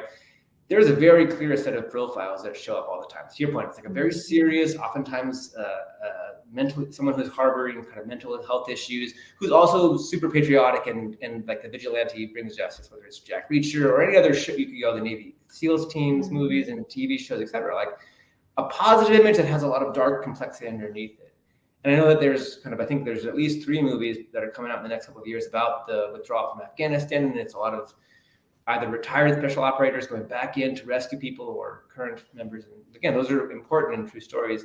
Missing completely are stories of veterans who are like kind of funny. Like there's no equivalent to MASH anymore, right? And you know this, Kate, but like right. A lot of military life is funny. A lot about what binds units together is the kind of, whether it's mundane or extreme, it is finding joy and humor and being able to laugh together. And that's completely absent when you look at cultural depictions of the military. And then 2, underappreciated are kind of the voices and experiences of the kind of Iraqis or Afghans. There was the show Baghdad Central that came out a couple of years ago. I don't know if it's going to get picked up again, but we need a lot more of that. We need a lot more storytelling that brings home the ways in which military communities are funny and fun and normal in so many ways. Same is true for veterans, and a lot more that brings home the perspectives of the people who inhabited these countries that we were such a huge part of for decades. I would be interested too how perceptions of the war in Iraq compare to perceptions of other wars, and I even there's a bit of a dichotomy between the withdrawal from Afghanistan and Iraq just based on the timing and how mature social media was at the time. I think Afghanistan happened under the eyes of social media. Certainly Twitter and Facebook were around when we withdrew from Iraq, but I feel like there was a very different environment there. So how do perceptions of the war in Iraq compare to Afghanistan and also to previous conflicts like Vietnam? Sure. And yeah, so we fielded surveys to national representative audiences, Americans, asking them the same battery of questions about the Iraq War, about the Afghanistan War, about Vietnam and World War II. And the battery of questions includes things like politicians lied to justify going to war. It was a mistake to send troops. The war was a righteous cause. The war made America safer. I'm proud of the military's performance. I'm proud of military leadership. And we did not end the war with honor. So we can compare attitudes towards the 4 wars with the same questions. Kind of maybe unsurprisingly, the Iraq War, views towards the Iraq War are fairly similar to views towards the Afghanistan War and the Vietnam War. And those 3 wars, if you look at the report, opinions track pretty closely. And then World War II is just complete opposite. So for every question, almost every question, people view World War II very positively. It's very warm. And then they view Iraq, Afghanistan, and Vietnam much more negatively. There's 2 ways that attitudes towards the Iraq War actually stand out from attitudes towards Afghanistan and Vietnam. And they're both about the military. So we asked this question about, I'm proud of the way the military handled itself during the war. For Afghanistan and Vietnam, it's 40% of Americans say yes about Afghanistan. About, I think, 30% say yes about Vietnam. Proud of how the military performed. Over 50% of Americans say that about Iraq. And then similarly, we ask about military leadership. The military displayed effective leadership in how it handled the war. And you can see it's a kind of a direct difference. For about half of the country says yes for Iraq, about a third say yes for Afghanistan, and only about 1 in 5 say yes for Vietnam. So although people feel in many ways similar towards Iraq and Vietnam and Afghanistan, they actually view the military performance quite differently. And I think embedded in what you noted, it's worth noting that we did our Afghanistan survey immediately after the withdrawal. So to some extent, views towards the Afghanistan war might be capturing some of that intense visceral feeling that many Americans felt watching the withdrawal and the kind of evacuation from Kabul, whereas people don't have that imagery with the Iraq war, right? Whether it was the withdrawal in 2011 or kind of the pseudo withdrawal over the last couple of years, there's just not comparable kinds of imagery. So I do wonder whether we're seeing a little bit of that in the data. So there's an interesting disparity too between the knowledge of the Iraq war and this perception, right? There's to the earlier question, there's less awareness of some of the key moments, but general good feelings about how the military performed. I think it's interesting too. So this 20th anniversary of the war in Iraq is coinciding with what we in this community have been following is a really particularly challenging recruiting environment for the services, especially for the Army, who played such a big role in Iraq. What do you think can be done at the national level to increase conversation about military service, to kind of affect the way that the military and military service is perceived both in wartime and in peacetime? Sure. And we asked, so in the report, we also asked some questions to Americans about their relationship with the military and their attitudes towards kind of war and society more generally. And one of the questions we did ask is, would you advise a close friend or the child of a close friend to join the military? And the country's more or less split. About a third say yes, about a third say no, about a third say they don't know. But veterans and this is again similar to what others have found, veterans are twice as likely to say yes. So something like 60% veterans say that they would advise a friend or a child of a close friend to join the military. So it's definitely true that experience with the military seems to lead folks to hold a higher view of the military and more likely to recommend it as a kind of career for younger people. I think there's a few things, kind of a short-term, medium-term, long-term that can be done to, one, galvanize more conversations about the military and national security, but two, address the recruiting crisis, but also foster a healthier relationship maybe between citizens and the military more generally. The first in the short term is we have to go and do things together more frequently. And that means the military has to get out and meet Americans where they are. I think as much as American civil society should also try and galvanize those efforts, I think the military has the resources and obviously the need to go out and meet people. I think things like the ways in which active duty units are partnering with recruiters to go out back to their hometowns, things like that are phenomenal and need to be scaled up. The future soldier prep course that I think the Army has fielded around helping folks who are otherwise eligible, we need a lot more of that. We need to celebrate things like the Army's birthdays in 2025. That's a huge moment for the military. We should harness that and try and host as many events across the country as we can to bring people together. But what we need to do is it's action, right? A lot of this is in the report. We're talking about attitudes and beliefs, but those are byproducts of experiences. So we need to foster more times for the military and the American people to connect. The second thing I think that is on the kind of medium term, this is what I spoke to at the beginning. Veterans have always been civil society architects of civil society. Throughout the entirety of the nation's history, folks who come out of the military have almost always gone into civil society and played a huge role in creating voluntary associations that bring people together, whether that is kind of veteran specific or in many cases, civil society organizations that bridge veterans and military families and the broader society.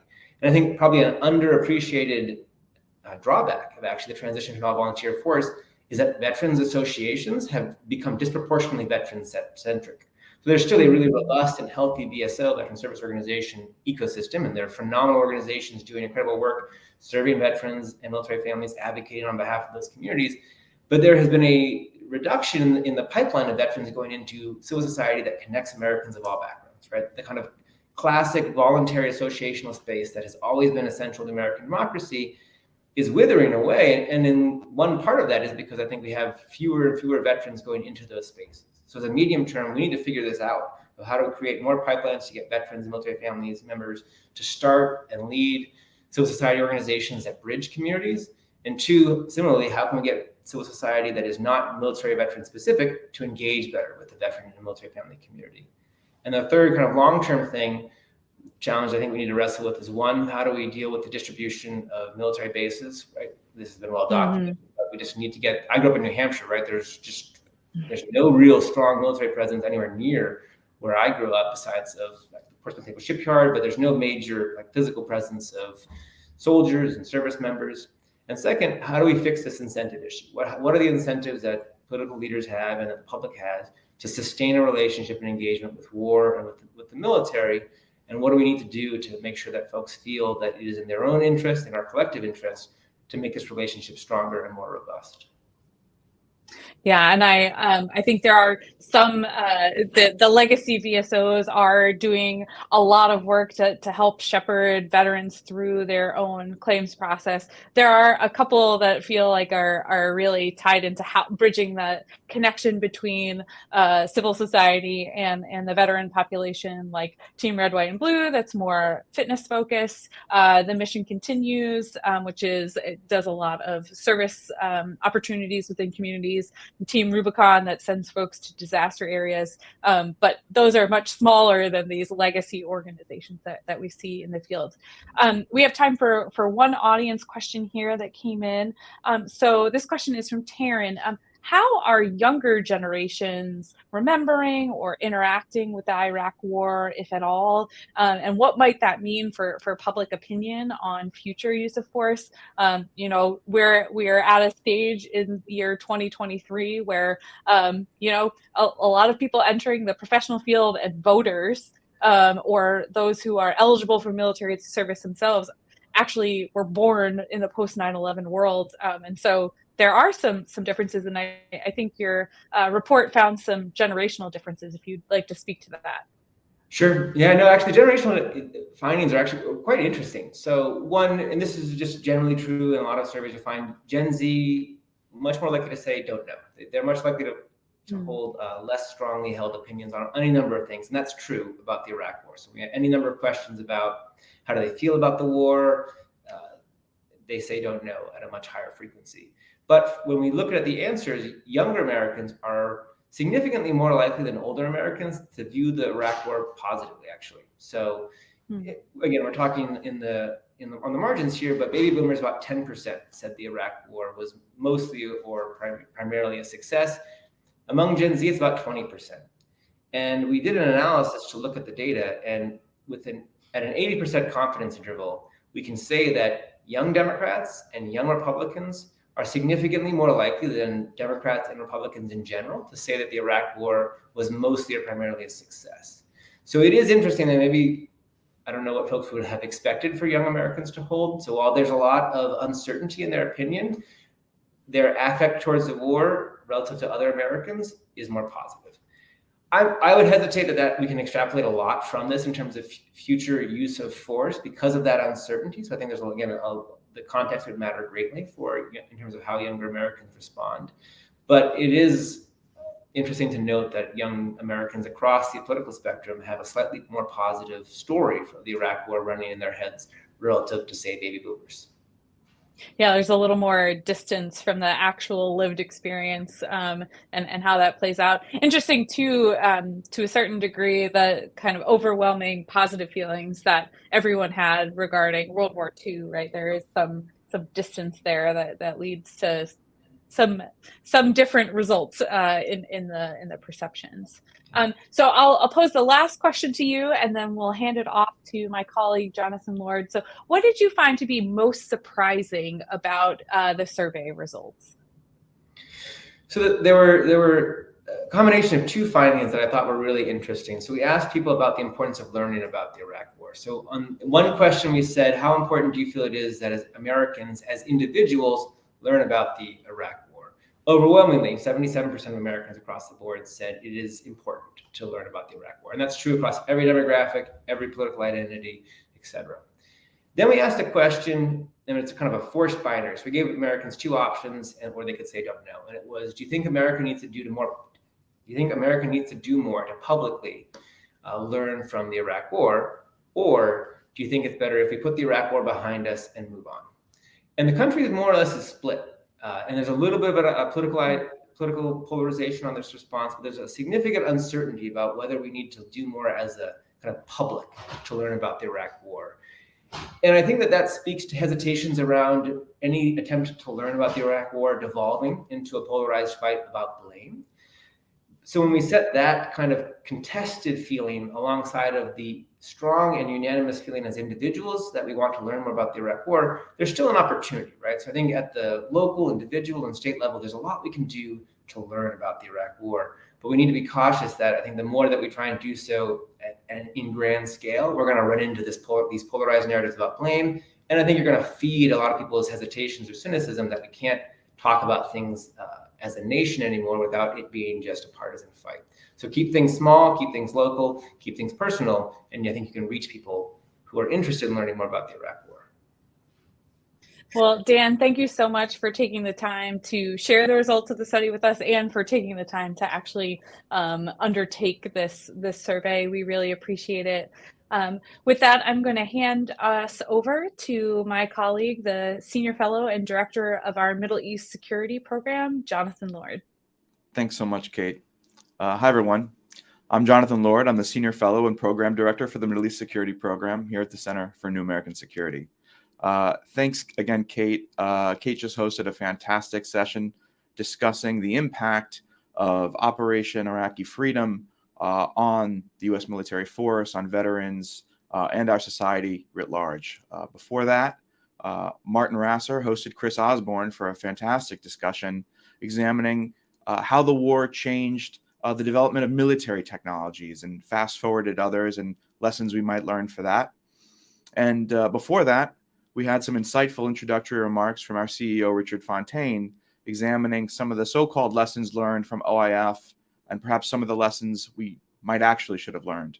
But now we're going to take a trip back to Iraq and back to the U.S.-Iraq relationship to examine where we are today, what lessons we might take away in terms of what remains in Iraq in terms of governance, in terms of economy, in terms of the social fabric that has sort of come forward from this history, and what that means for tomorrow, and particularly how the U.S. and Iraq might move forward to advance its relationship, to further develop Iraq, and just continue on the path towards bringing Iraq into the community of nations that began in 2003. So without further ado, I will introduce a panel of young Iraqis who are very much engaged on this now, and some of whom were children during the invasion itself. So we'll be eager to hear from them. And they are Hamza Haddad, and he is an adjunct fellow with the Middle East Security Program at CNAS. He's also a visiting fellow at the European Council on Foreign Relations, and Hamza previously served as an advisor to the president of the Trade Bank of Iraq. I'd also like to welcome Dr. Marcin Al-Shamari. She is a non-resident fellow with the Foreign Policy Program at the Brookings Institution. She's a research fellow at the Middle East Initiative at the Harvard Kennedy School's Belfer Center for Science and International Affairs. And this fall, very happy to report that Marcin will join the teaching faculty at Boston College as an assistant professor in the political science department. Continuing on, our panel grows. I'd like to welcome Sarkat Shamsuldin, who is a non-resident fellow at the Atlantic Council's Middle East Program. He was a member of the Iraqi parliament from 2018 to 2021. He's the president and co-founder of the U.S.-Iraq Advisory Group, and he co-founded the New Generation Movement, an Iraqi political party that sought to advance the leadership of young Iraqis. And finally, we welcome Ahmad Bunnia, who is currently pursuing his master's in law at Georgetown University. Ahmad was previously the head of expansion strategy at Wahid Invest, and he is a member of Iraq's storied Bunnia family, the proprietors of Al Bunnia Group, an Iraqi business conglomerate first established in the early 1900s with broad interests in many sectors of Iraq's economy, to include food and agriculture, construction, energy, transportation, and more. So I've assembled this group of young Iraqis who have tremendous expertise on Iraq's governance, political system, on its economy, on business, and all the same to include the Kurdistan region. So to begin, if possible, I'd like to set the stage for a minute about where we've been and somewhat of the cycle of U.S.-Iraq engagement, which is to say that it's seemingly ebbed and flowed in a boom-bust cycle. And if we think about it in phases, we might have the period of 2003 through 2011, which of course is Operation Iraqi Freedom, New Dawn, and then we see this ebb and this reduction in U.S. attention, resources, engagement. And then it floods back in 2014, 2015 timeframe with ISIS. And I would say maybe around 2018, 2019, as the physical caliphate is destroyed, we again start to see it ebb. And I would say now we're again in this period where Iraq engagement with the U.S. is seemingly in a valley. And we're at a moment where perhaps there's opportunity to pivot from the military being the foremost important role for the U.S. in Iraq to think about some of the non-military lines of effort that would otherwise help stabilize the relationship and strengthen the resilience of Iraq moving forward. So if I could, I'll just turn to you, Marcin, a little bit about what the current understanding of the U.S. role in Iraq is for its governance and how you sort of foresee the challenges of Iraqi governance and where the U.S. might play a role in strengthening that and helping Iraq's young democracy. Thank you very much, John, and thank you so much for inviting me to be part of this panel. I know I've been doing a lot of events for the war, but I'm very excited about this one because of the particular angle we're taking. So if you don't mind, I'd like to focus on this particular question, but through the lens of nascent Iraqi parties, protest-based parties, civil society, and kind of what we think about as Iraq's future democratic core, and how they perceive the United States and the role that the U.S. can play in supporting them. I'm sure my colleagues can, provide so many details on the U.S.-Iraq relations at an elite level with the established political parties. But I think it's really important to situate where the Iraqi public is right now, and therefore where the representatives of the public in terms of civil society and new parties are. And if you look at the latest polling on public opinion in Iraq, there's been a shift from perceptions of security issues being the top focus to economic issues and corruption being the top focus. There's also another very interesting development on the Iraqi street. I mean, you said we're young Iraqis, but I'm, going to be blunt with you. None of us are young Iraqis in Iraq. We're all, middle-aged Iraqis in Iraq. The average Iraqi is 21 years old. Their formative years weren't under Saddam Hussein's dictatorial regime or under even invasion and occupation. Their formative years were really under sectarian civil war. And because of that, they really have this association of sectarianism with the most perverse form of governance as the ultimate evil that can befall Iraq. And so when they perceive of the ideal state for them, it's one that is that has socioeconomic rights, that fights corruption, and that doesn't have a sectarian lens.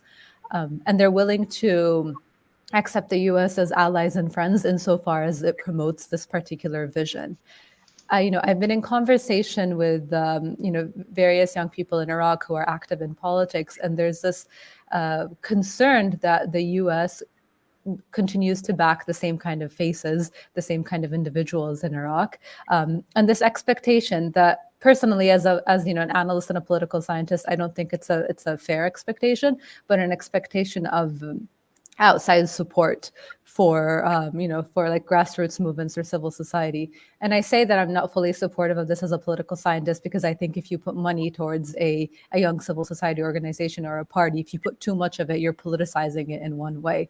And so the US has to play a very fine line in how it supports civil society organizations and grassroots movements, but without actually delegitimizing them through association.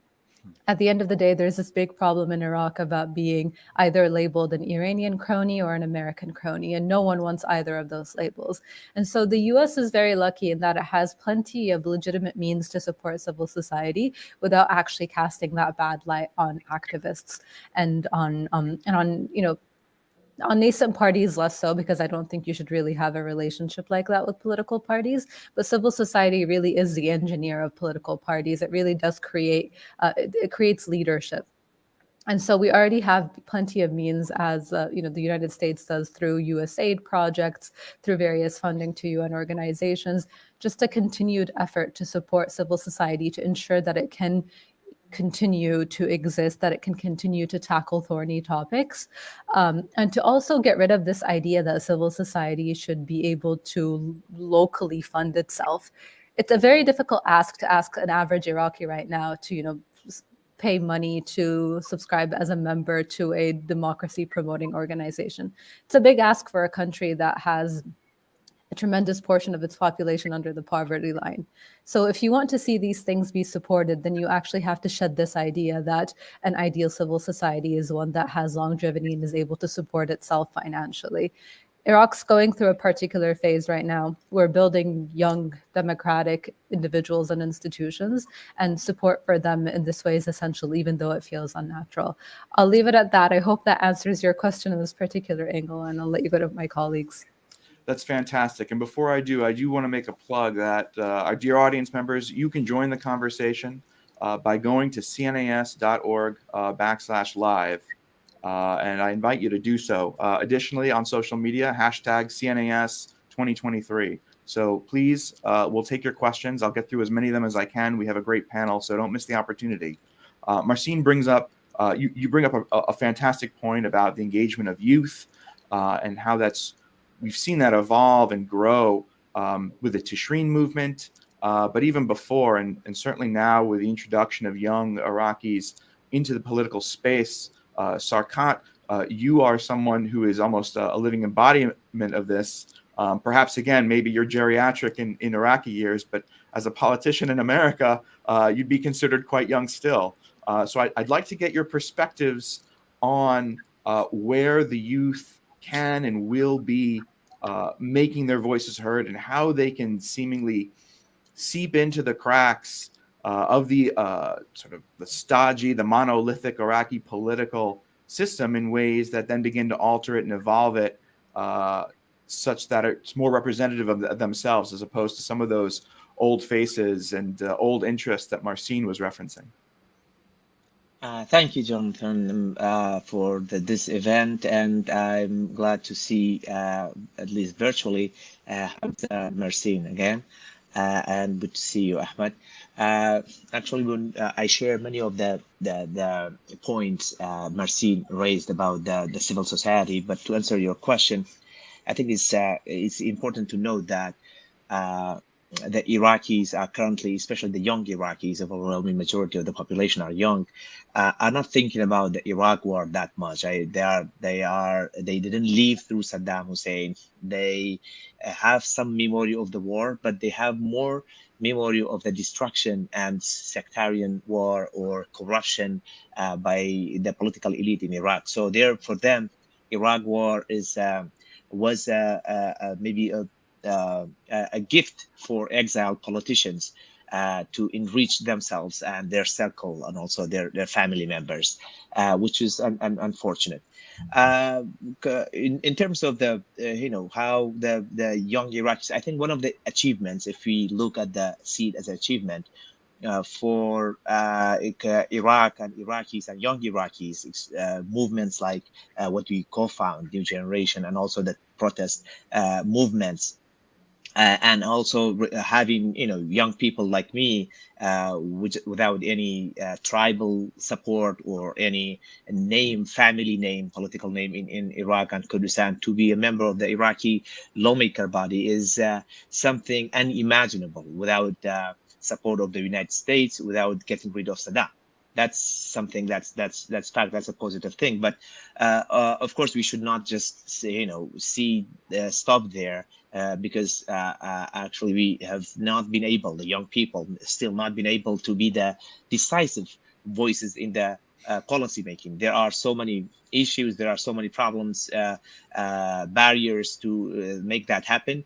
But I think we need to realize that over the last 20 years or so, Iraq, 15 years of them, I think, went through destructive wars, and we were not able to focus on the rebuilding civil society in Iraq. When we had it, we had one of the positive movements like the Tishrini movement in Baghdad, and that somehow changed the Iraqi political landscape. That's something I think the West, and especially the United States, should capitalize on and should invest more on those kind of movement, not by intervening in order not to weaken them, as Marcin mentioned as well, to politicize them, but through the U.S. civil society organizations partnering and exchanging, experience and idea how these kind of movements can change and challenge the status quo, challenge the older generation.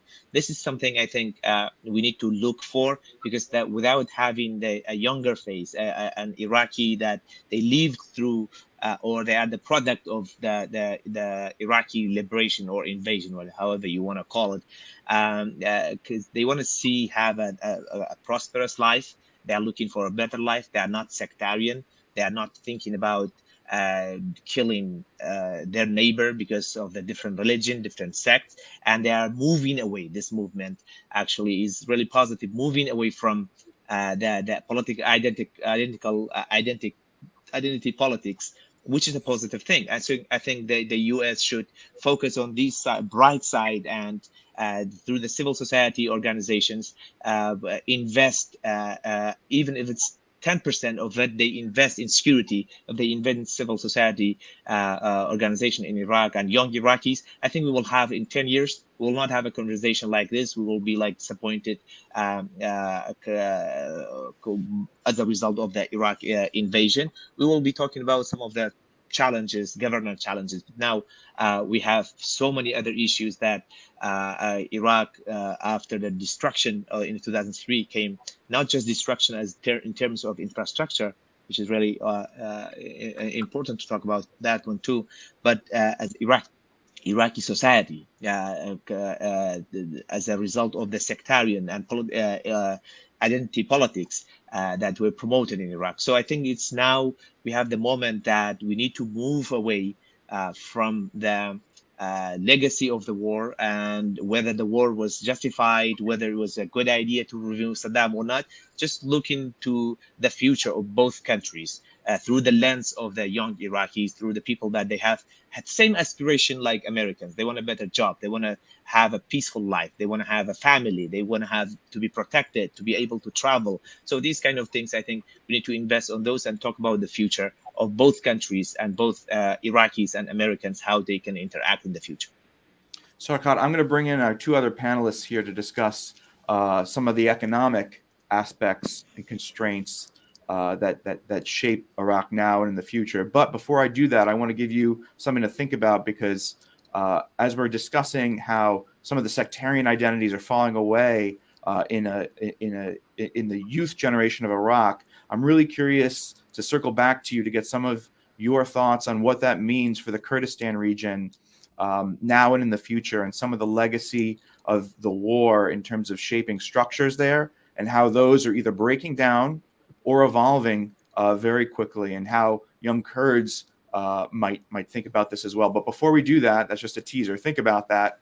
I want to think a little bit about some of the economic constraints, the underpinnings of the system that continue to present challenges, and perhaps feed some of the corruption issues and the inability of the government to provide services or adapt the way we would expect. Because while OIF hearkened a huge tectonic shift in the Iraqi political system, what was largely left in place was the economic system. And so, as we all know, Iraq gets 90% of its revenue from oil, and then about 90% of paychecks in Iraq come from the government in one form or fashion. And so that lends itself to patronage networks and opens the system up for corruption and manipulation. So I'd like to turn to you, Hamza, to talk a little bit about your views on that, and where the U.S. can play a positive role in continuing to evolve the economy. And then we'll hear a little bit from Ahmad and his experiences actually as a practitioner of business in Iraq, and what he thinks about his future there as a businessman and representative of a generation of young Iraqi entrepreneurs. But first to you, Hamza. Thank you, Jonathan. I think the economy is one area that the United States really dropped the ball in terms of when it was occupying Iraq. Like you said, that we saw a change to our political system, but our economy looks very similar to what it was pre-2003. Yes, we opened up to the world market, but that kind of left Iraq where many are questioning, are we an open market economy, or are we still a socialist state? People don't really know. And that's also reflected in our social contract. I can speak from personal experience of my time at the Trade Bank of Iraq. This was a bank that was helped set up after 2003 with the support of the United States. So it's not a pre-2003 institution. And yet when I was there and you enter it today, it kind of looks like the other banks that were there from pre-2003, like Rashid and Rafidain. So it's highly unfortunate that the Iraqi economy is in the state, that the banking sector is in the state. And like you said, this all contributes to higher corruption. I think, it's very difficult to eliminate the corruption at high level politics, but a lot of the corruption that Iraqis talk about is that petty corruption you see day to day when you're doing your paperwork for a driver's license, your passport, or paying a fine. It's all in cash, and you see a lot of corruption take place there. So I think there's a lot of room for the United States to help Iraq modernize their economy, modernize their banking sector. And the wonderful thing about that is you don't have to reinvent the wheel in Iraq. We already did that back with the Sumerians. The steps are right in front of you. So it's very simple. And it's actually kind of positive for me to see the Iraqi central bank and this new government actually work with the United States on finally modernizing our banking system, making sure that US dollars that belong to the Iraqi people aren't being harbored to its neighbors, Iran, Turkey, Syria, but stay within. But that kind of really gives you an overarching image of the Iraqi economy. Yeah, that's fantastic, Hamza. I mean, I'm curious to hear from you, Ahmed, as someone who has seen close up and navigated, surviving in the business environment in Iraq. I mean, you come from a family that has had a company in Iraq that predates the Baathists. For those that don't know, Bunia is, equivalent perhaps to Heinz in certain food products, and it's really ubiquitous in many respects. So talk to us a little bit about what it's been like to try to do business in Iraq and where you see opportunities for young Iraqis to democratize the economy, to break out of the system, and where the U.S. could be helping and changing its policies or pursuing new policies to advance a young generation as they break the mold in terms of the old Iraq economy. First of all, thank you for inviting me, and I'm glad that I spoke last because I got to hear very nice opinions, and it's a pleasure to be on the same panel as everyone here. I left Iraq when I was 7 years old. We had to flee to Jordan for a safe refuge. And I find myself always viewing Iraq from the outside, yet deeply invested emotionally. And I find that with a lot of Iraqis that live in the diaspora. That being said, we still have all the businesses, we could not take them out of the country. They're still inside, and we had to deal with this new rule that has been forced. New rules, actually. And from my perspective and what I saw happening, the social fabric has been completely torn by the war. You found people that go back to Iraq, that, like my father, like my uncle, like my relatives, they go back to Iraq, they do not recognize the country. It is not a country that's recognized for us. And yes, it is both a positive and it's both positive and negative that you have this new start to this country. But I do not think, looking back 20 years at it, there has been a lot of instances from the civil war to the emergence of ISIS, an extreme group that are the cause of a vacuum that has been left by the U.S. invasion. And we find that if we look back at World War I, when we saw that there has been a plan put in place the Marshall Plan to offset the communist incursion into a war-torn continent. Nothing of that sort or of that measure happened in Iraq. The vacuum was left to be filled, and that's why we see Iranian incursion on the country through militias. And from that, I can go to a more specific detail. I'm not sure if our panelists grew up in Iraq, but if you have, I don't know if you know about the gum Bobi, the Bobi gum. That is the it's a very well-known product Al-Bunniya made in the market. It's a small gum that has also like a character on it, and it's very well known in the Iraqi market. I'll give you one small example, and you can understand the situation in Iraq now. We've been selling it since the 1980s, and it has been imprinted in the memory of Iraqis. More recently, we found out that there has been an Iranian version made in the market. They called it Toby, and it's a small dog that has their hands lifted like this. They just put the hands down, and they called it Toby and started selling. That being said, the idea here is that there is no protection for the national product, and that's simply because Iraq is politically, economically, socially vulnerable. It's a vulnerable country. It's the most vulnerable country in the region right now, and I think the United States should see that as an opportunity. Especially with the recent news of the Chinese brokered peace deal between Iran and Saudi Arabia. Iraq is ripe to be invested in, it to be built, genuinely built by real effort from the government put into place to build the society. You know, if you were born in the 1980s, I don't know if anyone here is born in the 1980s, but if you were born in the 1980s and you lived in Iraq, you have seen an authoritarian regime. You have seen 8 years of war. You have seen an embargo by 32 around states. You have seen an invasion in 2003, a civil war, ISIS.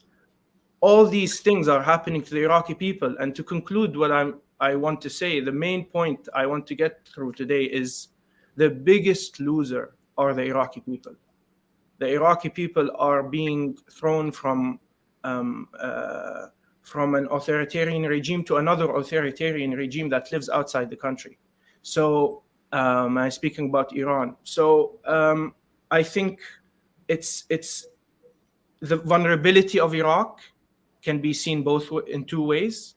Can be seen as an opportunity to be taken, and also it's a negative thing if you let it be. So yeah.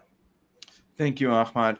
We actually have a question from our audience. Kiana asks, are there current efforts by American companies who could provide more private sector employment opportunities or have invested in educational or vocational programs for the youth? Would Iraqis welcome such efforts?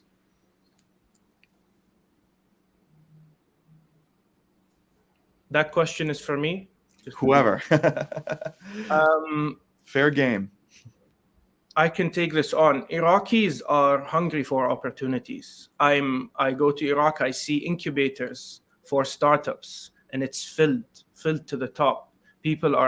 Startups are coming from the ground up with no resources, with no real funding that you see in the United Arab Emirates or other countries that are leading in that sector. Iraqis are hungry to live, and I think any opportunity of living will be taken. So definitely, that's my answer. You know, it's a fascinating question, and it gets me thinking a little bit about the U.S. understandings of its role in Iraq. And I think, you know, in American society, there's an understanding that there's been such a cost paid, such an investment. But in reality, and there has been, of course, and it's been expensive in both life and commitment of lives, and to say nothing of, you know, the treasure spent. But what I think is far less understood is just how specifically focused it has been like a fire extinguisher on a flaming fire in moments of crisis. So the original war, Al-Qaeda, ISIS, but in between shots of the fire extinguisher, there's really been not a clear investment in the relationship in ways that could turn off the gas line to the fire. And so when we think about the drivers of instability of the state, the things that have led to insurgencies, ways to make the Iraqi society, economy, and government more resilient, more respectful of its people, more able to deliver services. All of these things are areas where the U.S. doesn't necessarily have or has not yet fully developed a robust toolkit. At least we haven't seen it. So a little bit on that is we've heard, civil society and engaging with civil society. Perhaps there are opportunities for investing in entrepreneurs.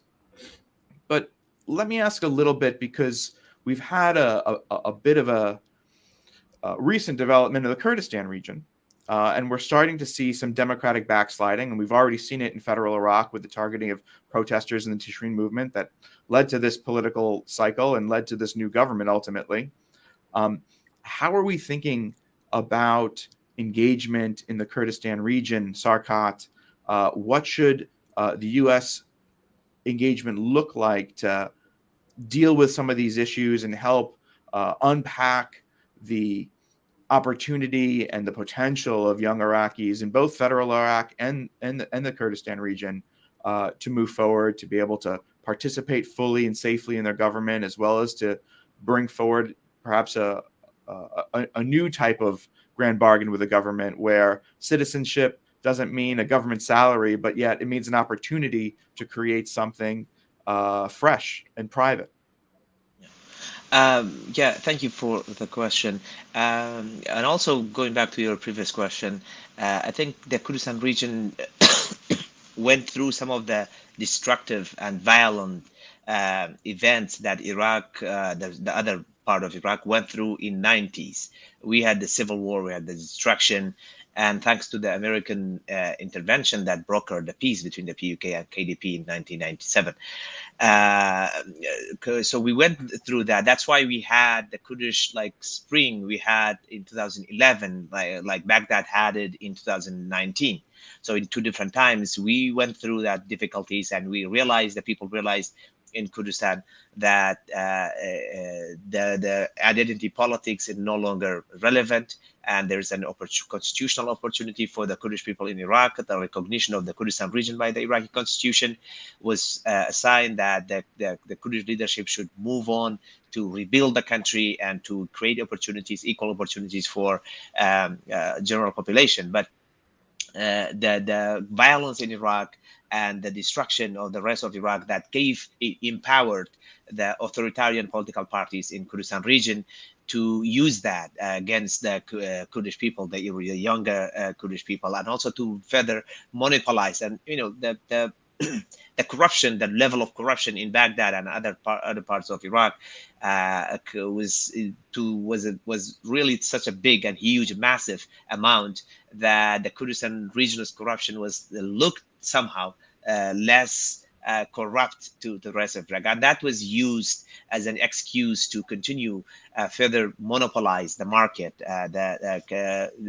instead of creating more opportunity for younger Kurds in Iraq. So I think that's we went through the same issues and problems in a different time. We somehow ahead of the rest of Iraq in terms of overcoming the violence and the conflict between the political parties. But in terms of the corruption and unemployment, I think we are suffering the same level, and even if it's even worse in Kurdistan region. Part of it is related to the U.S. has been focusing on the security side and freedom of expression. That's really something very important. And a recent report by the State Department, Human Rights Report, created a reaction in Kurdish society in Kurdistan and abroad, and some sympathizes with the U.S. support for the activists that had been jailed in Erbil. And the KRG was very negative, and they start attacking on the personal, especially the U.S. Consul General in Erbil. So these kind of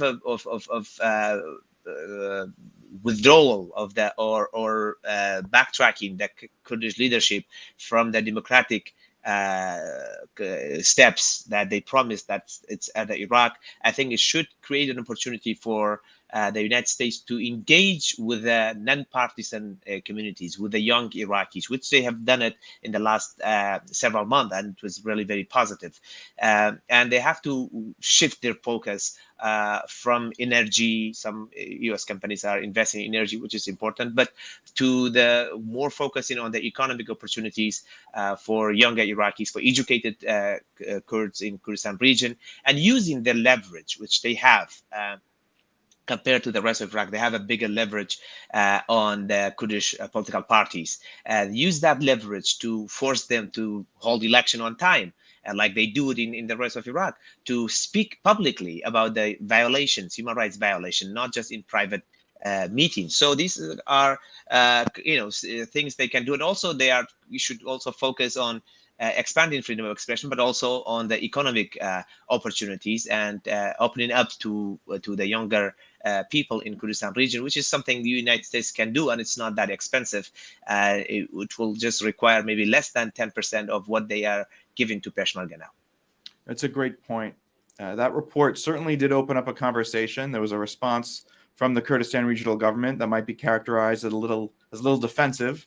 And so certainly the conversation is ongoing. And just want to turn back to Marcin here a little bit. Just recently, Marcin, you and Hamza were on my friend John Alterman's podcast talking about your reflections in being coming back to Iraq and seeing it, and your thoughts on it moving forward. And it was interesting how you two differ a little bit. I kind of think of you two almost as like a Bert and Ernie on the future of Iraq, and one is a little bit more optimistic and one is a little less so.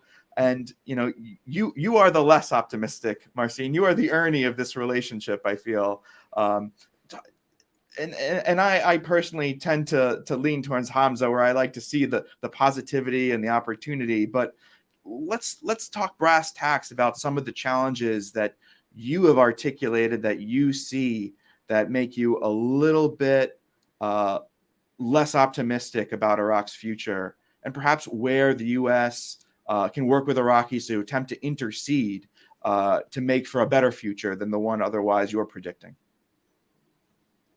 Well, Jonathan, I'd like to start by saying that it's all relative, right? So relative to Hamza, I may be a pessimist, but I think I am an optimist overall.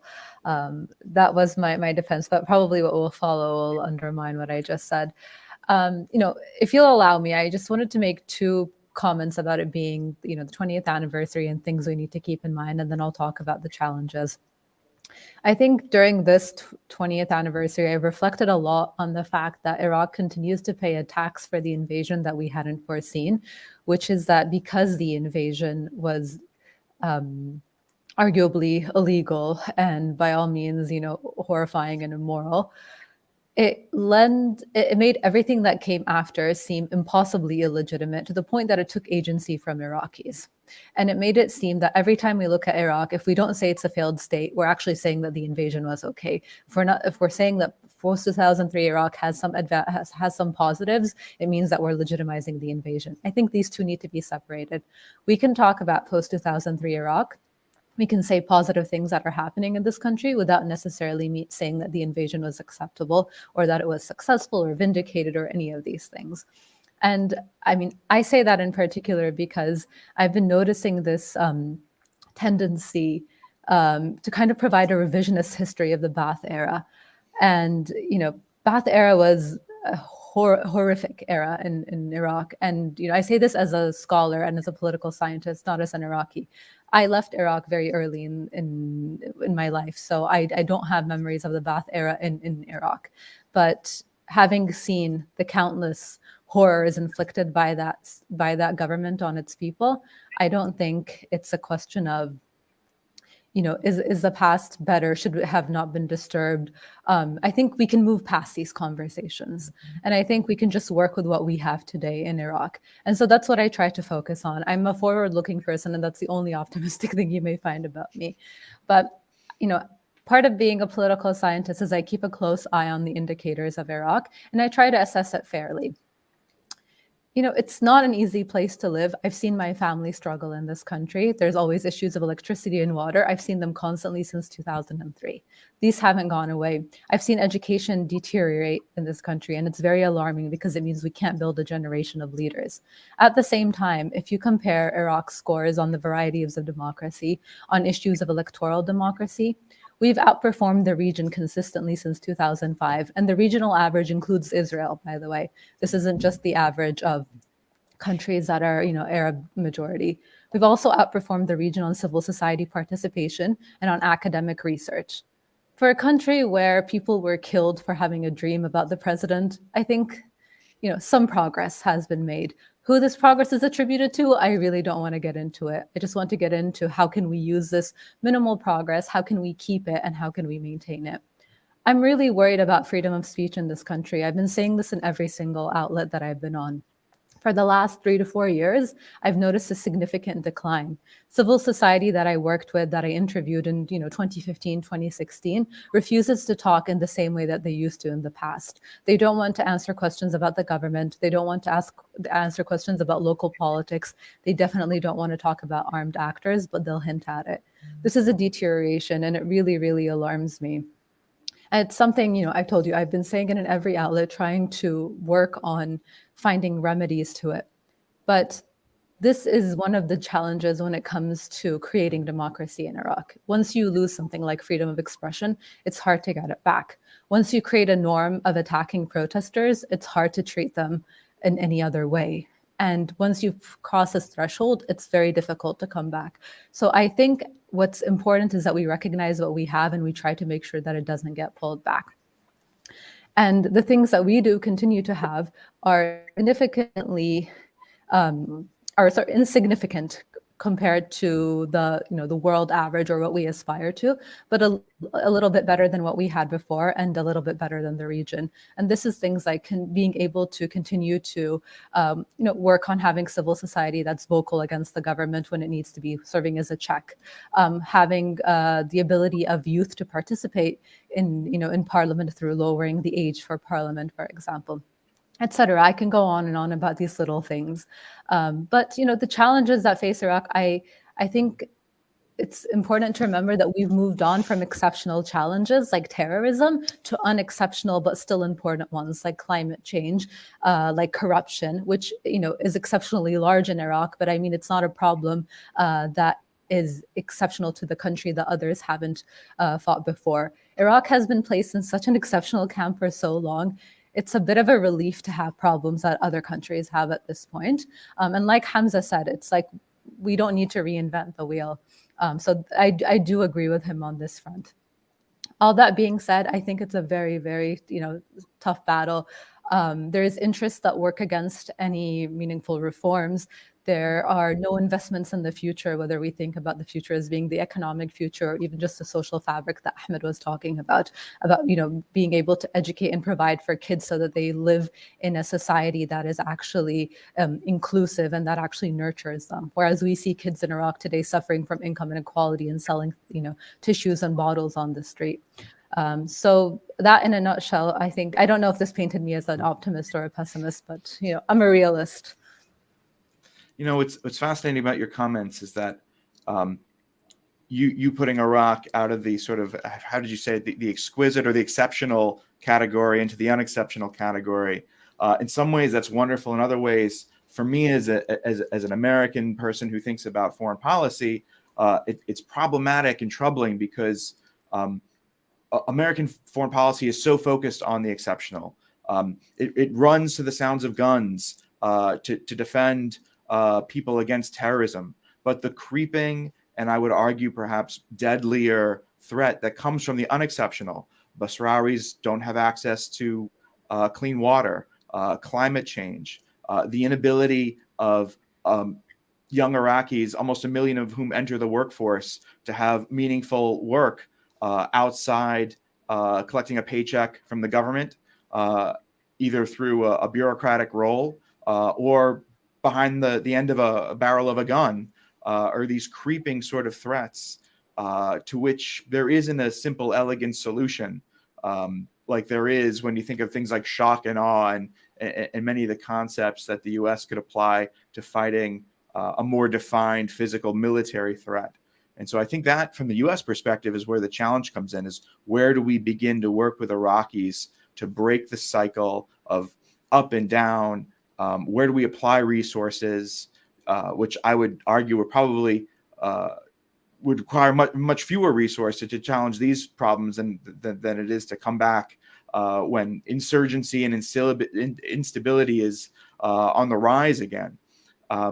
So it really presents an interesting question of how Americans can think about their relationship to Iraqis, particularly young Americans, moving forward as the relationship continues to evolve beyond what began in 2003 and from where it is today. I'm pretty sure that's our time. So I'd like to thank all of you for having joined this panel. I would like to thank the viewers who tuned in to hear from our CEO, Richard, from Martin, hosting what will be his last panel as a CNAS program director, and of course from Kate Kuzminski to discuss the role of the war on Americans. And finally, I'll say thank you to our panelists here, Hamza Haddad, Marcin Al-Shamari, Sarkat Shamsuddin, and Ahmed Bunia, for their views and how the U.S.-Iraq relationship might move forward. Thanks again. Take care. Thank you.